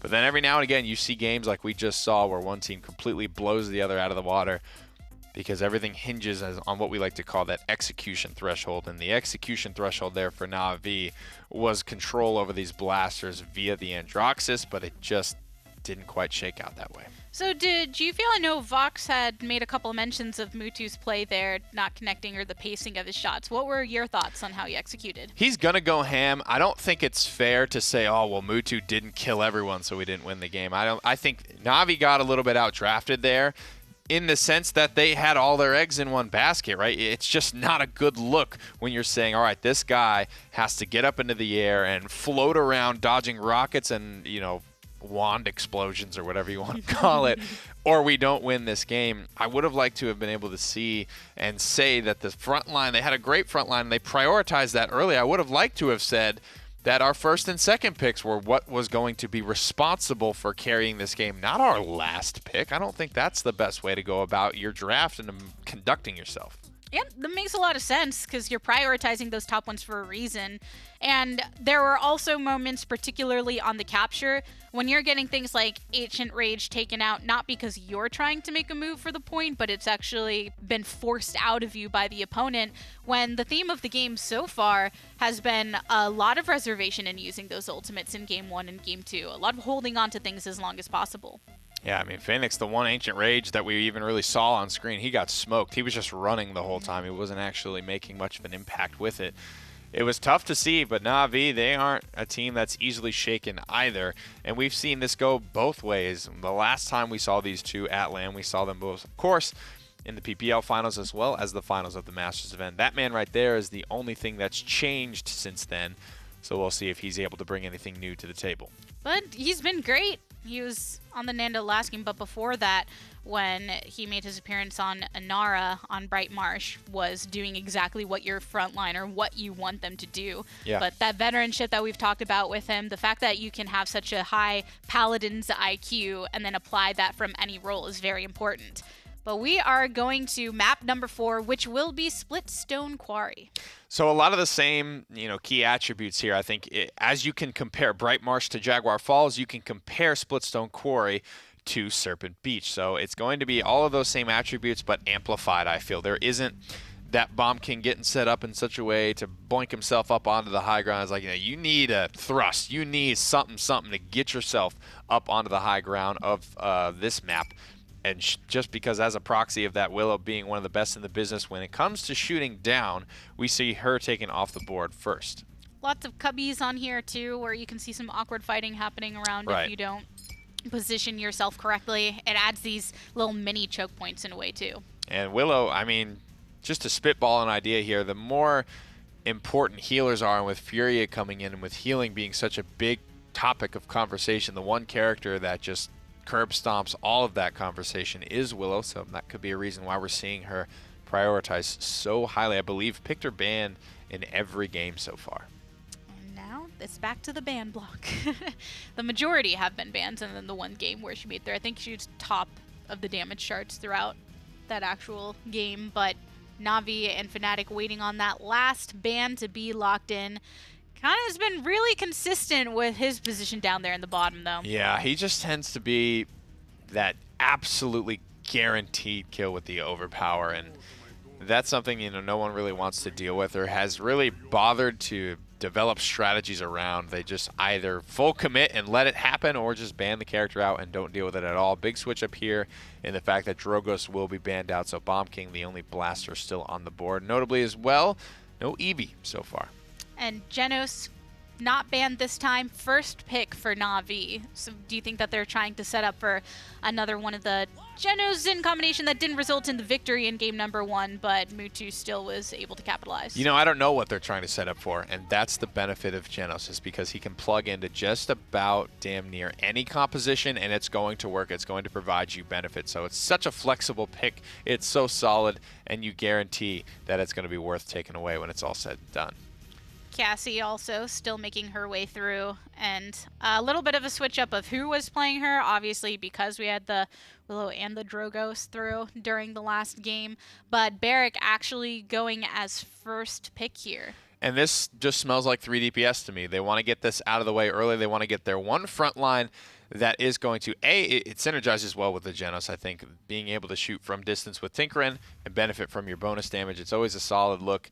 And Barrick is one of the best at being a solo frontline for the sole reason that he can contribute damage from a distance. Solo frontline compositions need to win by killing every other enemy player in the game, and I think Barrick does that the best of most of the front lines from distance. And then with an ultimate like Dome Shield, it really helps you occupy that place whenever you do have it up. It's the emergency button, right? Yeah. It's the big red panic button.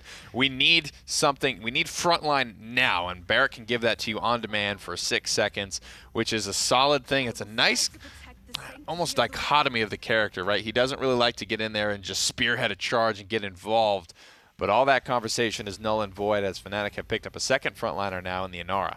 Which means that it's probably going to be Bugsy on the Barrick, as we've seen him do in the past. And that's kind of been... Unfortunately, yeah. Well, actually, not true. I mean, Theo, when it's solo frontline, will of course always be playing that frontline and be playing Barrick. We saw this earlier today. Bugsy does play a decent bit of Inara, and I will say it's tough, but when it comes to it, I would give Bugsy Inara this time around, and Theo likely will be scooping the Barrick, but I could be wrong. I would like to see that. There's only a couple of picks to get locked in last, but Tyra hovered right now. We know that to be Phoenix's favorite. One of her, yeah, for sure. And the firebomb, such a dangerous thing. There's no flanking. This is really a very low mobility composition for Fnatic here. So Tyra is a fine selection. Tyra has always been a fine selection when she doesn't have to worry about mobility, getting up, getting down. Man, I got to say, I think she could honestly work very well here. These Fnatic frontlines are going to have to watch their step. Single front line for Navi, lots of damage potential, but we're going into game number 4. See if it's going to be tied up or if Fnatic is going to pull more ahead. Let's see. I'm loving the versatility in these drafts. I remember saying back in the spring that with all the con, all the terminus, all the double front line, when are we going to see Tyra? Finally, we have a draft where Tyra comes through. I could not be more inflamed about that. Oh my goodness. All right, the puns are starting already, folks. But, you know, I'm just thrilled to see drafts that aren't predictable. That's the main thing right now. When we can't sit here and call, well, you're going to do this because this, and go through this kind of step-by-step process. This is what makes Paladins interesting. This is where the guessing game comes in. This is where the skill and tactics in drafting for compositions starts to come out of play. And that's what I am excited about, folks, as we head in to Splitstone Quarry. The only thing I will say about Tyra on this map specifically is that, sure, she'll have great point denial. Then who else is she really going to be able to lock down? I'm assuming that we're going to see, well, two possibilities. We're going to see maybe her go towards Hunting Party, which is what it looks like Phoenix is holding, or maybe we would be seeing Burn Monster, but Hunting Party has a lot of viability here. You know, talking with a couple of the players just kind of casually about Tyra, people are just naturally saying that there is a lot of value in Hunting Party if you can make it work and you can find the right focus. And I think with this comp from Navi, I think you're going to see one of two things. I think Phoenix runs around with Lazy for the opening part of this until Mudu can open up some kind of a hole in the defense. And then you're going to start to see Tyra putting out a lot of constant DPS. It's just going to come down to, can they enable her to set up and get that Hunting Party online to where Creatives and Lazy can start to burst down a target. We'll see if that comes true, as Fnatic will actually move to point right away. And it looks like it will be Thiel trying to put himself down to the point, but again, you can see immediately that Molotov able to come right on out, and it forces Thiel away. Hunting Party as well on Thiel revealed. The whole team buff to weapon damage for the whole team versus the target that is revealed right now. Lazy getting poked down very significantly. Navi gonna have to disengage here. Lazy could be in a lot of trouble, but Thiel also is barely surviving behind that barricade. Mutu wisely decides not to try and shoot them as that Fury heal with Cherish does come on through, and Lazy's back in command and control of this objective right now. But look how absolutely claustrophobic Fnatic has to feel just sitting underneath those bleachers. Again, Mutu kept his patience, flanked all the way around, denied that high ground and also that backline retreat. Now Creative's trying to go to work on Bugsy. The Pyre Strike will force him back just a little bit, but a nice Crumpy Bomb will also come out. 60% for Navi, and First Blood finally ends up coming through that onto Bugsy. Lazy able to slash through on the Inara, able to find a kill, and now they're changing their focus. Oh, and it's Thiel pushing himself right into Mutu, but a really good barricade will actually force him away. Creative's able to find a kill into Fish Echo, so still advantage tilting in favor of Navi. And Navi have King Bomb already. That's the first ultimate up on the board here, Shift, and it could be used to completely secure this initial capture.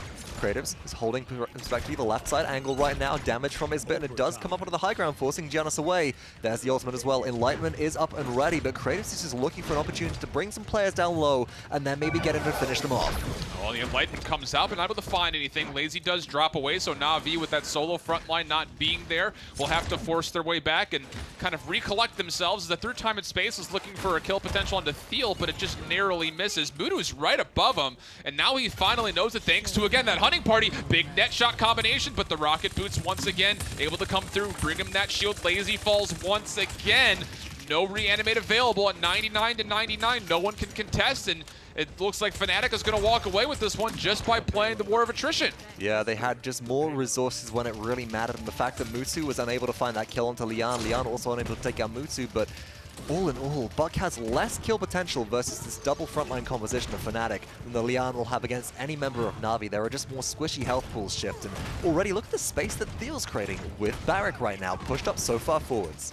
You know, and I think Pretty here in the desk nailed it just right onto the tee when it comes down to Barrack's damage is nothing to sneeze at. It's really, really good if you can continue to hit shots. It chips away at you. He is sitting just in that mix from the top 5-6 players, kind of back and forth. Pyre Strike comes out nice body again. block there as well. Lazy goes through. Again, you mentioned the body block from Bugsy, making himself 3 players wide there, denying any space. Allows Fnatic to get through that really tight corridor in that corner, and now they're looking to push some high ground.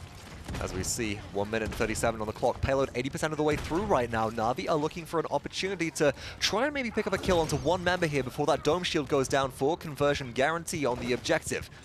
Fnatic starting to pull back a little bit, just charging up their ultimates. 91% to Cassie and Furia right now. Oh! Nice Enlightenment kill, though, from his Bittner, and this is opening up the path completely. Yeah, if they can find Lazy one more time, it will likely be it. Still no reanimate for him. 1 minute and 13 on the clock is when that cart will push its way finally past the first part of the finish line. A 2-0 lead, and I think that reaction says just about everything. Whenever Fish is cackling like this, it usually means a good thing for Fnatic is going on. That's cackling. What is this if not a cackle? That is a cackle. That's for sure. Oh, then right back to business. Yeah, absolutely. It's we're serious now. It's a perfect thing. But no, so far it's been a good game as we see all business spunky right here. Not so much for Navi. Fnatic really had a handle on that one. Navi struggled to really find a foothold is what it seemed like. They didn't really get much out of the Tyra right there. They didn't get much out of the Hunting Party either, as Fnatic was very, as you said, claustrophobic and kind of staying out of line of sight. But also, look at this. Bowling Ball 5 right here. 1,500 health shield combined with Furia's 500 from Jera. 2,000 extra health whenever you need it, and a heal.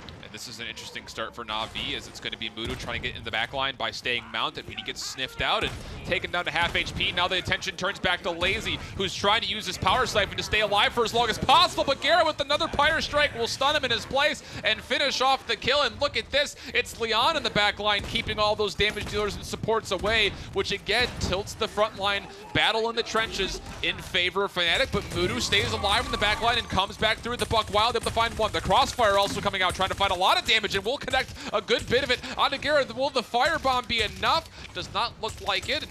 It would be Garrett staying alive. Now the Dome Shield trying to set things up for Fnatic. It's a 54 to 42%, and Lazy again falling low. No reanimate still. In a lot of trouble here, gets plugged by Isbitner right there, as well as one of those slug shots from Thiel, who's holding down the objective. Mutu trying to traverse the map, isn't really finding much pressure here. Isbitner's found a double, and this is 66%, now 72 and rising for Fnatic. 2-0 so far. Navi's comeback mechanic isn't enough, but will that King Bomb and Reanimate combo be enough? Can they get back to the objective in time? Oh, Mudu will sacrifice himself to get there. The Shatterfall over the top. Lazy will likely be able to touch. He does have the Reanimate available, but he's already falling low, and it could be a very easy line of sight break for Fnatic just to stay away, and that's exactly what they do. Creatives, you need to get in this backline and find some damage. There's even able to find one. Fisheko falling away. Grubby Bomb coming out onto the point, and it will be Lazy again, though, falling very quickly, so still no front line. 97 to 99%. It's just Creatives touching, and it's an easy shot there from Bittner and Bugsy as they clean up two in tandem with one another, and it goes again in favor of Fnatic, a 3-0 start.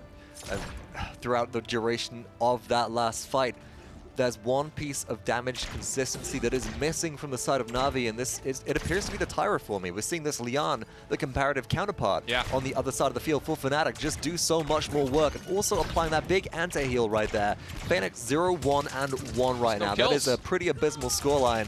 Fnatic, they've got 2 members on their team with only, well, 0 deaths. They haven't died once. You know, it's interesting, though, because, again, Phoenix is doing just about everything that he can. It just comes down to the sheer fact that there's no space being provided anywhere else in the map because they're weak up front in that battle in the trenches. Mudu's not finding the success that he typically does with Buck on the side. So what can they really do? It's a very complacent setup so far for Navi. They're not able to really aggress and play their tempo. They are playing Fnatic's game at the moment, and Lazy, again, getting caught by a Pyre Strike, and Thiel will convert it out with that assistance from Jera, who's on a 12 streak. Thiel himself is on a 13 streak, and you can see those fiery numbers are continuing to count up as more kills start to go in the way of Fnatic. Might just see the first pick, I guess, preference broken here shift as Fnatic. Second pick in this game are looking to roll through Navi's defenses right now.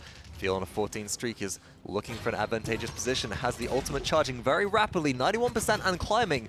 Could be used for a conversion right here, but is forced to escape as Isbitner can help trade out a little bit. 1 minute left on the clock. Fnatic starting to retreat and just grab some more players, as Mutu has found 2 right now, and have Navi at last found an opportunity to hold on here as the mid-round buys might be coming through. And the high ground right here, I think, is the most important thing if you're looking at this defensively. You can commit to having 3-4 players up high. If you do get wiped, you have enough time to come back as a full 5 again. You can see where that payload stalled out just around the corner of that furnace, which is a very tough spot to get through. But they do have a good amount of poke, and that they have the Dome Shield as well just to get that positioning involved. But you see the backline pressure from Mudu, and Lazy is coming back through and trying to find some kills. Finally, Lazy finding some success with Fish Echo mid-dodge roll, able to take down Mudu, and now has Spunky lined up. If they can find this pick on the Genos, it would be huge. But again, the Firebomb does its job and keeps everyone zoned away. 16 seconds left for Fnatic to touch her if they want an overtime. Fnatic need to get in here, but the Fish Echo is low, healed up back up to full. Now maybe they can get Bugsy in here. The Inara is going to be the one that's going to hold down the front line if you want to stick anybody on the objective to contest.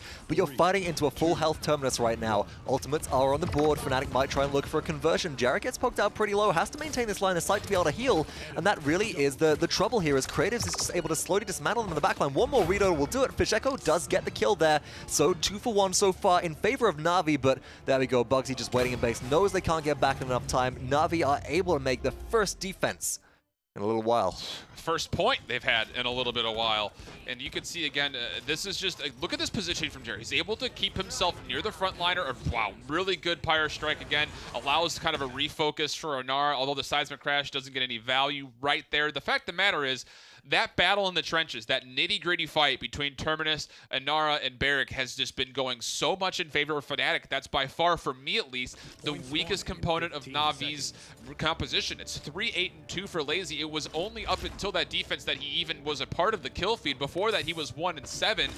And it's just tough when you're just a solo Terminus trying to get yourself involved. I know Pretty Hard mentioned Fnatic's mobility is low, but to be honest, Navi's isn't much better. I feel like it's also partially to do with the way that Fnatic are utilizing inbuilt anti-heal into their loadouts, as well as the style of healing that they're going for. You've got a throughput for Navi and a lot of burst for Fnatic right here as well. And Fnatic are able to go straight into items like Rekka. They're getting Haven 3 on Lian already for his Bitner to help them box out against Mutu, whilst you're running Death and Taxes just to be able to apply that anti-heal so easily. Theo picks up Mutu right there. Was that a turret kill? I think that was a just turret threading the needle as...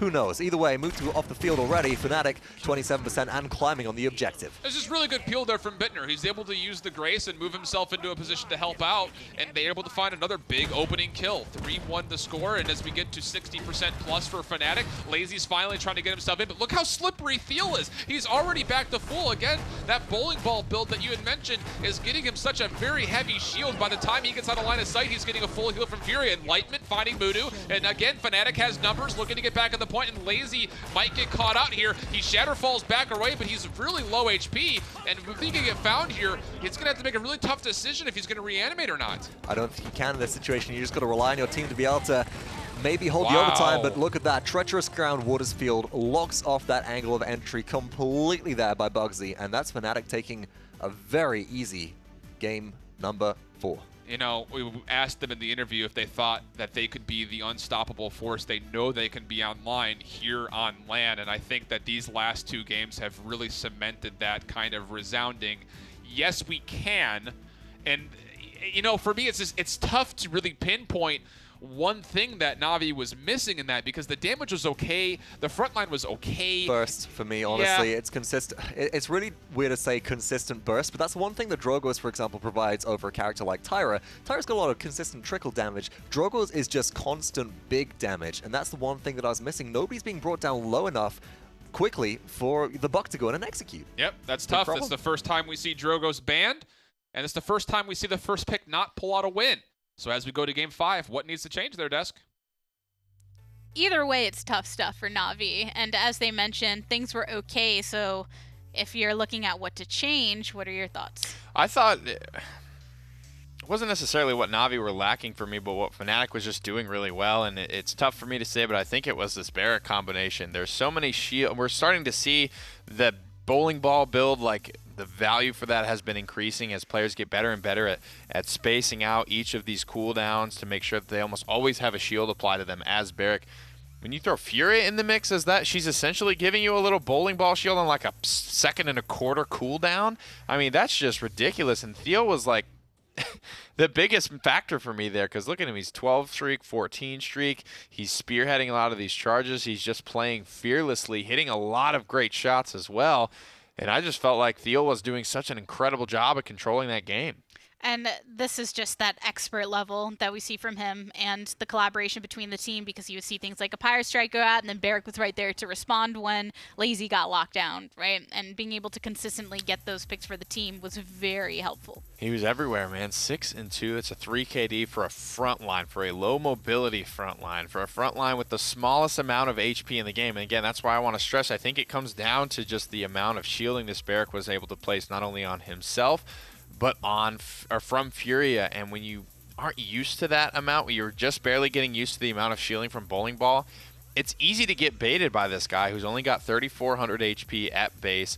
Every time you think you kill him, he gets this little shield popping up here, and then another one, and then another one. Before you know it, this kill that you thought was yours, that you thought was secure, has just baited you into a rough position, as well as, you know, Mutu struggling to find his way in on double frontline compositions. It's not easy for him. I will say, every single time someone died from Fnatic, Mutu was able to rip the fight pretty much wide open from there on out. But it was, again, rough stuff for Navi, and another great draft from Fnatic.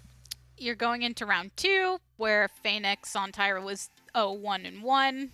Yeah, the Tyra's, it's the Andra, right? On paper, it's going to look great, but in practice, if everything doesn't go your way, the pick starts to look lackluster quickly. Despite it being your favorite. Sometimes you can't show out enough. And now this is 2 back-to-back losses for Navi. So it's not the back and forth that it seemed to be in the beginning. And the first game was so close, but since then it's been 4-0, 4-0, 4-1, and Navi need to find some kind of way on Frog Isle to turn that around. we're about to see a whole different draft here. I wonder if any snipers will peek their heads out for the first time. And history is starting to repeat itself a little bit. I think with how confident Fnatic are looking, they're laughing, they're fist bumping, they're joking with each other. It's looking like, I mean, in the spring finals, Fnatic smoked Navi.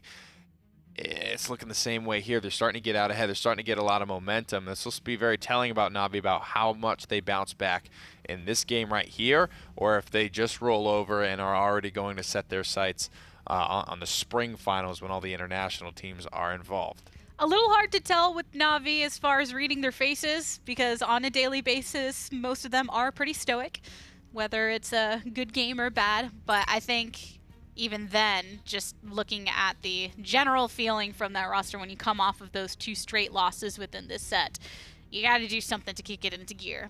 So like we mentioned a little bit earlier, snipers are the key on this map. Getting them, making sure your opponents don't get any, how you deal with them if you choose to give them up, which is a strategy. You can recognize how valuable they are and look to use the predictability of someone drafting a sniper against you against them by taking things like flanks or pressure that can operate from deep. Drogoz will be banned away despite that character not doing well. And he's a perfect example of just on paper, right? The sniper should just smoke Drogoz every single time, but you know, maybe you catch a lucky rocket and you force that sniper out for the remainder of that fight, and then you just completely obliterate it, because Drogoz, frankly, when he's not contested, it is very easy to dominate a fight with that character. Trying to see who's hiding behind the rocks, and yeah, you're checking with fire spits. If you catch half a fire spit, you catch a stray rocket. As a sniper, you're looking at yourself, I am 50% HP or less at this point. The Makoa taken off the table once more. The fact that Fnatic banned away Strix, do you think they're going to try and lock in Kinessa if that's not banned away? It's going to be a definite question mark here, because Khan is still open. Makoa has just been taken off the board. A Mave would do some justice here, I think, as well on Frogao, because it is so open. Midnight tends to be pretty useful, in my opinion, to be able to cross large gaps. So I'm looking at the Mave. I'm looking at the Khan. I don't expect Mave to be banned out here, but she could be looked at, especially for her effectiveness against both snipers and even some of the front lines that we expect to make it through at this point. There's a question of whether we were going to see her today, just because of those changes not that far off, but we already have seen her before. Willow takes that ban spot again, so that means Khan, you got Kinessa. There are quite a few picks that Fnatic or Navi could blow through. Right, most of these teams, it seems to be going for the strategy of we're going to leave as much open as possible. Or we're not, if there's 2 priorities left on the board, we're certainly not going to ban one out and let you get the only one here. We're going to keep them both open and make you make that tough decision. First pick about to be locked in for Fnatic. I like the fact that they have been taking that strategy with the bans, leaving more things open as opposed to focusing on taking things down, especially because you only have 2 bans for your team. There's still going to be something that slips through, so why not ensure that it's something that you would like to pick up yourself, and that may be the Khan.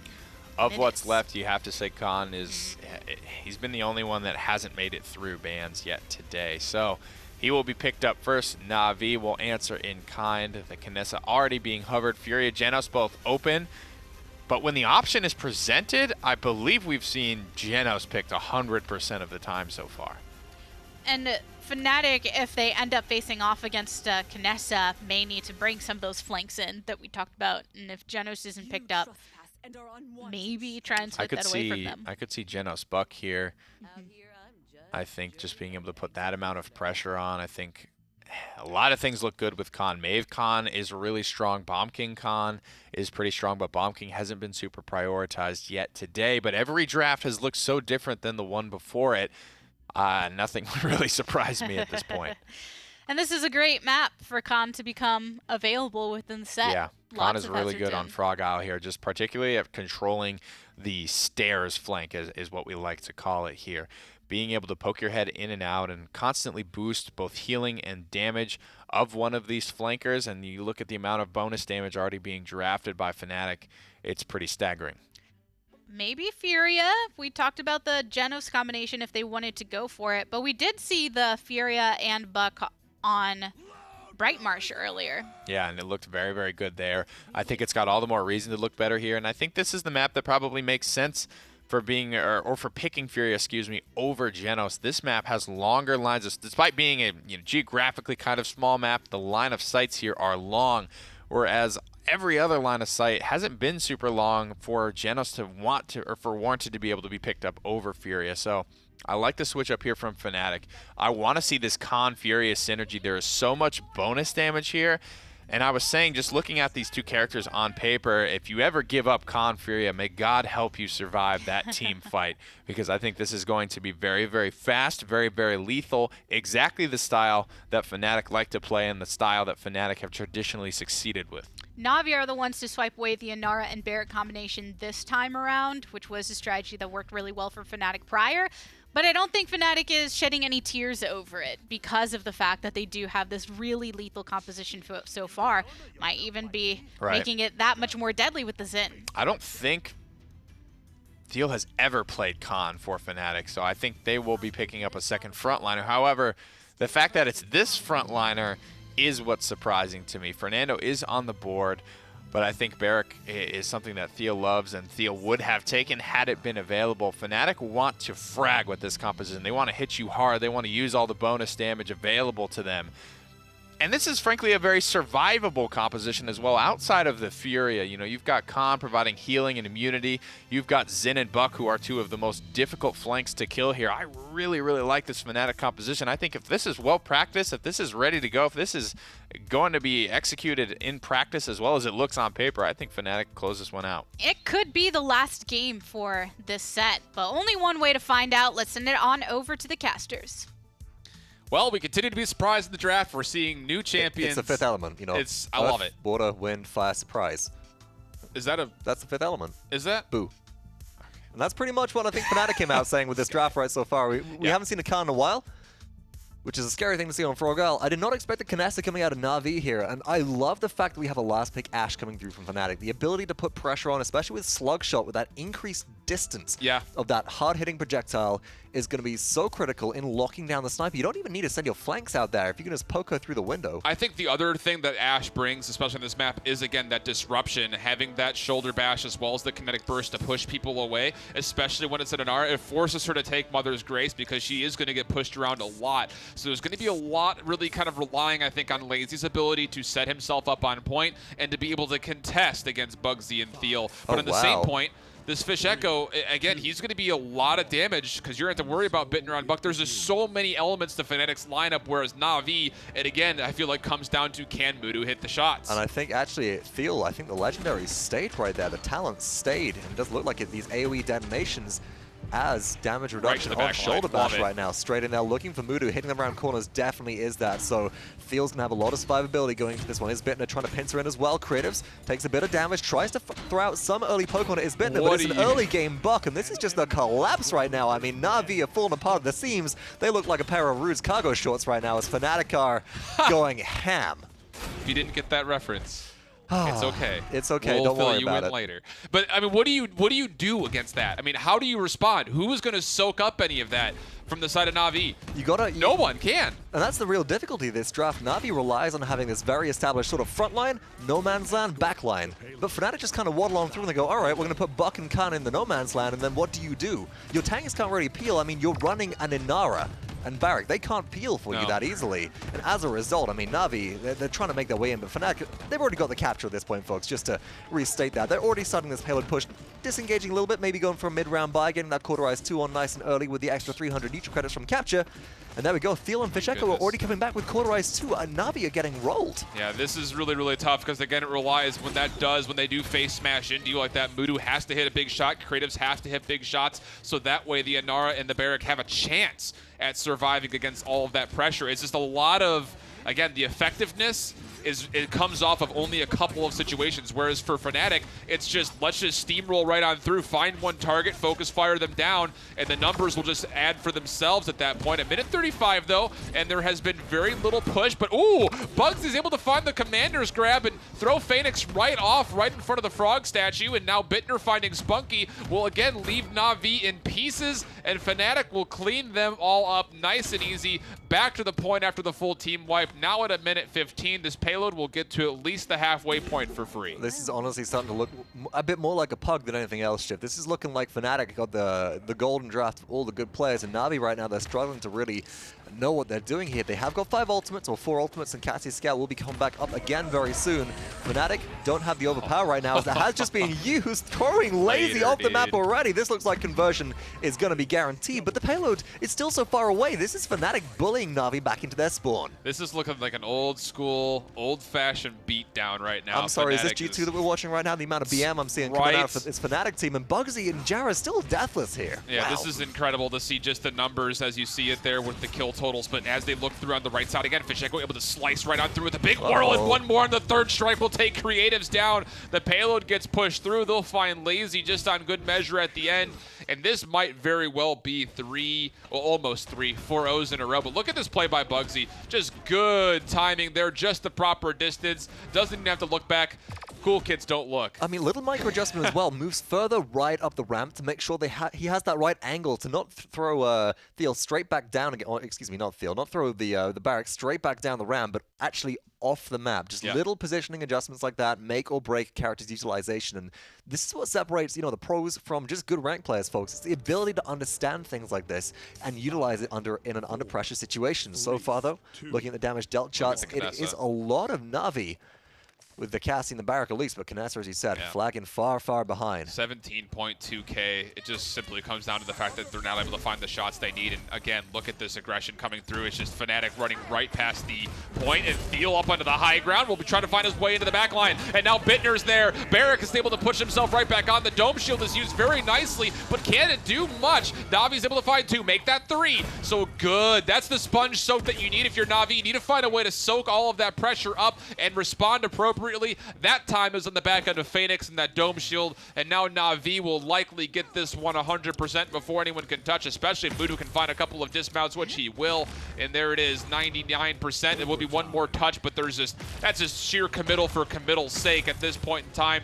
Look at this positioning. Mudu is able to find a free line of sight onto that point, trying to help out whenever possible. Misses a couple of shots, but again, it's just so much damage funneling through now as they do have that control and the numbers. But again, Fnatic not going away yet. No, they do end up taking out Theo. Mutu finds a sniper right there, but Bugsy's still fragging out with this Khan right now. Fnatic's putting the pressure onto Maldamba. Cut the head off the Hydra right now when Navi might have just lost their opportunity. They took too long. Wow. Mutu unable to find that one kill shot onto Ashe earlier. Seems to have thrown it away, and Fnatic, I mean, they might be at only 12% to Navi's 99, but they are back in control, and it is an even field with ultimates not charged once again. I think that right there, that moment of Fnatic not able to, or pardon me, Navi not able to convert that point just goes to show that that scope change from patches ago makes it that much harder to get those shots, to get those dismounts. It's a very tough game right now for the Knessa, and Phoenix is also very low. Will be dropped away, so Fnatic is actually holding on to this nice and easy, as now it's Lazy who has to commit for his whatever he possibly can do to contest this point. It's 99 to 99, and it's all blue on the point. It's a 3-0.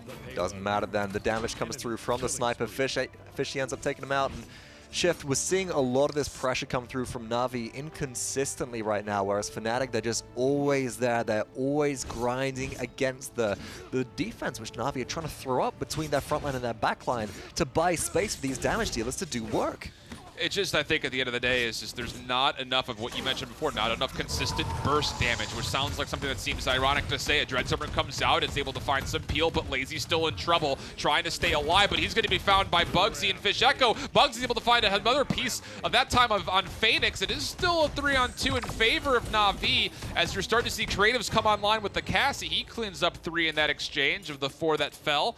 Jera will just kind of wander back to base and catch up with his returning teammates. So if we can, let's take a look at items real fast and see what Fnatic have been able to pull out. And there we go. With that mid-round buy coming through again, they get an extra 300 credits from the neutral capture, a bunch of kills, and they come back with Fishy having a cauterized 3 right now. And that is going to make so much difference. Ooh. Lazy has a rejuvenate 3. You're getting a bit of offset there, but having a cauterized 3 online at 7 minutes and 27 into this game is a big boon for Fnatic.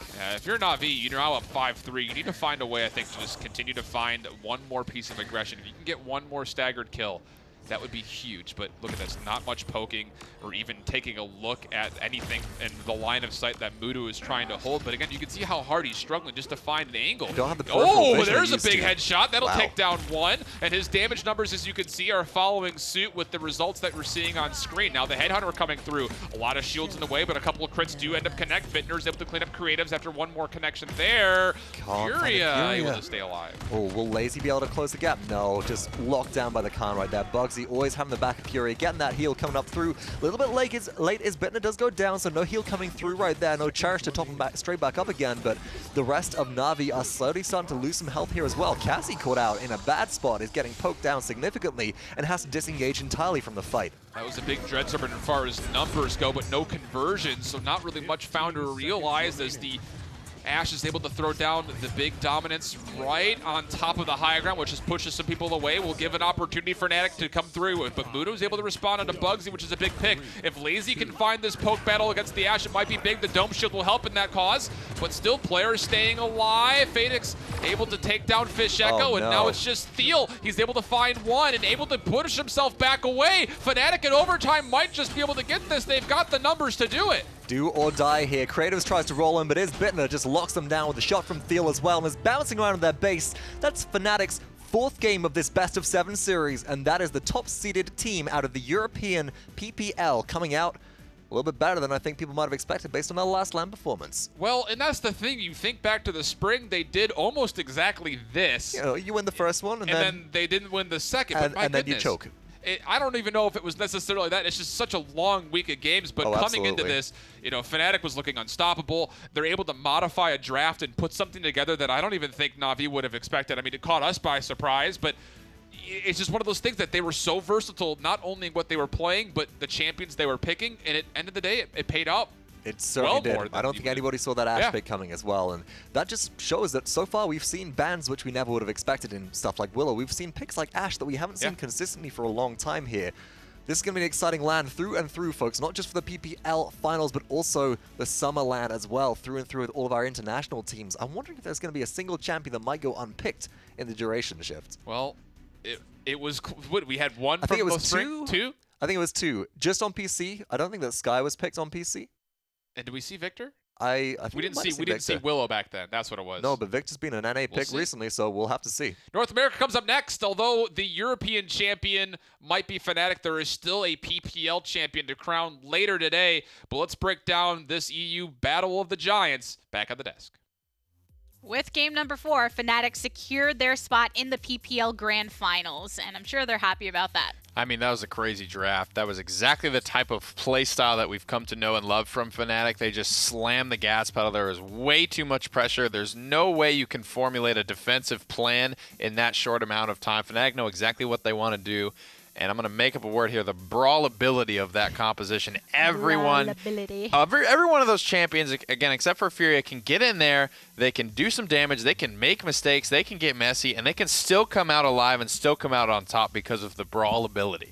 Bugsy had no problem doing that on the con during this game. Super aggressive, had he sat under every dome shield. Yeah, he just chilled there, said, I got enough to keep me alive. It's okay.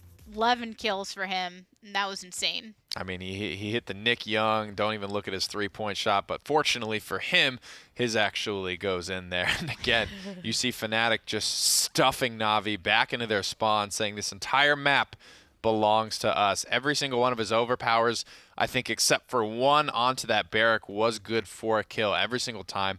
This takeback was incredible. I was shaking my head. I thought there was no way that Fnatic would be able to bounce back from this one. I was so impressed that Navi were just able to survive that onslaught that I thought that was going to be done and dusted for the payload as well. So what do you think? Was it just outplaying the opponent? How did Fnatic take that back when it looked so secure for Navi? I mean, just the brawlability. They get in there, they got a couple of key frags and just barely able to squeaking it through with iframes with a little bit of burst healing here, a little bit of damage reduction there. Navi just weren't able to put a lid on it fast enough. They were 99. They were damn close. And one more thing going right for Navi would have been a capture for them, but unable to find it that day. And on that note of that brawlability, the Ashe pick, which has taken a back seat since the nerfs had been happening to her, but it seems that recently people are realizing, oh, she still has a lot of the same utilities that worked for her playstyle before. You just have to make adjustments. Sure, and to add to it, Theo, he goes not for slug shot, but he goes for the damage reduction, the shoulder bash, the old school tried and true talent for Ashe, because there is a lot of damage, bonus damage there with both the Fury ultimate, which when your teammates are fighting that much, they're receiving that much healing, it's going to be up pretty often, as well as Garrett can contribute damage from the back line. You've got Bugsy always on the front line giving you bonus damage as well. So Theo, he was incredible again. So much damage coming out of that front line, so much control, and absolutely no fear. I think if you look at the set in its entirety from Fnatic, the drafts that were coming from them were really great. It wasn't the same thing over and over again. Yeah, lots of versatility and very responsive to the enemy team. Lots of versatility. That's what everyone's going to need here. We saw so many different picks, so many different strategies, types of compositions, things we just really haven't seen that much before. Ashe might be starting to come back up into popularity. We didn't see any style, I think, dominate. It's going to vary map to map, and I think team to team as well. I'm sure Fnatic have some things to celebrate with that victory, but still have their eyes on the prize later. And we have a couple of them standing on by with our fellow casters to say some words. All right, then welcome, guys. Congratulations, Jera and Fish Echo, on your very recent win here versus your counterparts of Navi in the European region. First and foremost, I gotta ask you, Fish, we mentioned this a second ago, but we cut to you on one of the cameras, and you were cackling your head off right there. We know that things are going well when you're having a good time on behind all the seats, but what was going through your head at that point? Was that when you guys figured out, like, oh, we got this in the bag? Something happened. We just want to have fun while playing. Yep, because usually we stress out too much on lands, so we use the X factor. We just use the power of fun. The power of fun, and my goodness, those last 3 games were just about as stomp heavy as we've ever seen you guys perform against Navi.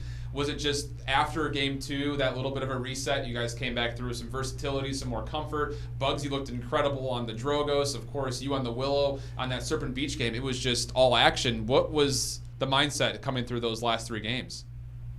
We just had not that good of a plan on Bright Marsh, so we just reset after that. We knew we messed up, so we just go into the other map with new strategy, and if it works, it works. Basically just reset after the loss. Like, we knew we did a bad draft, we did get our picks what we wanted, and they had like good picks, so we just reset and just play basically a best of 5.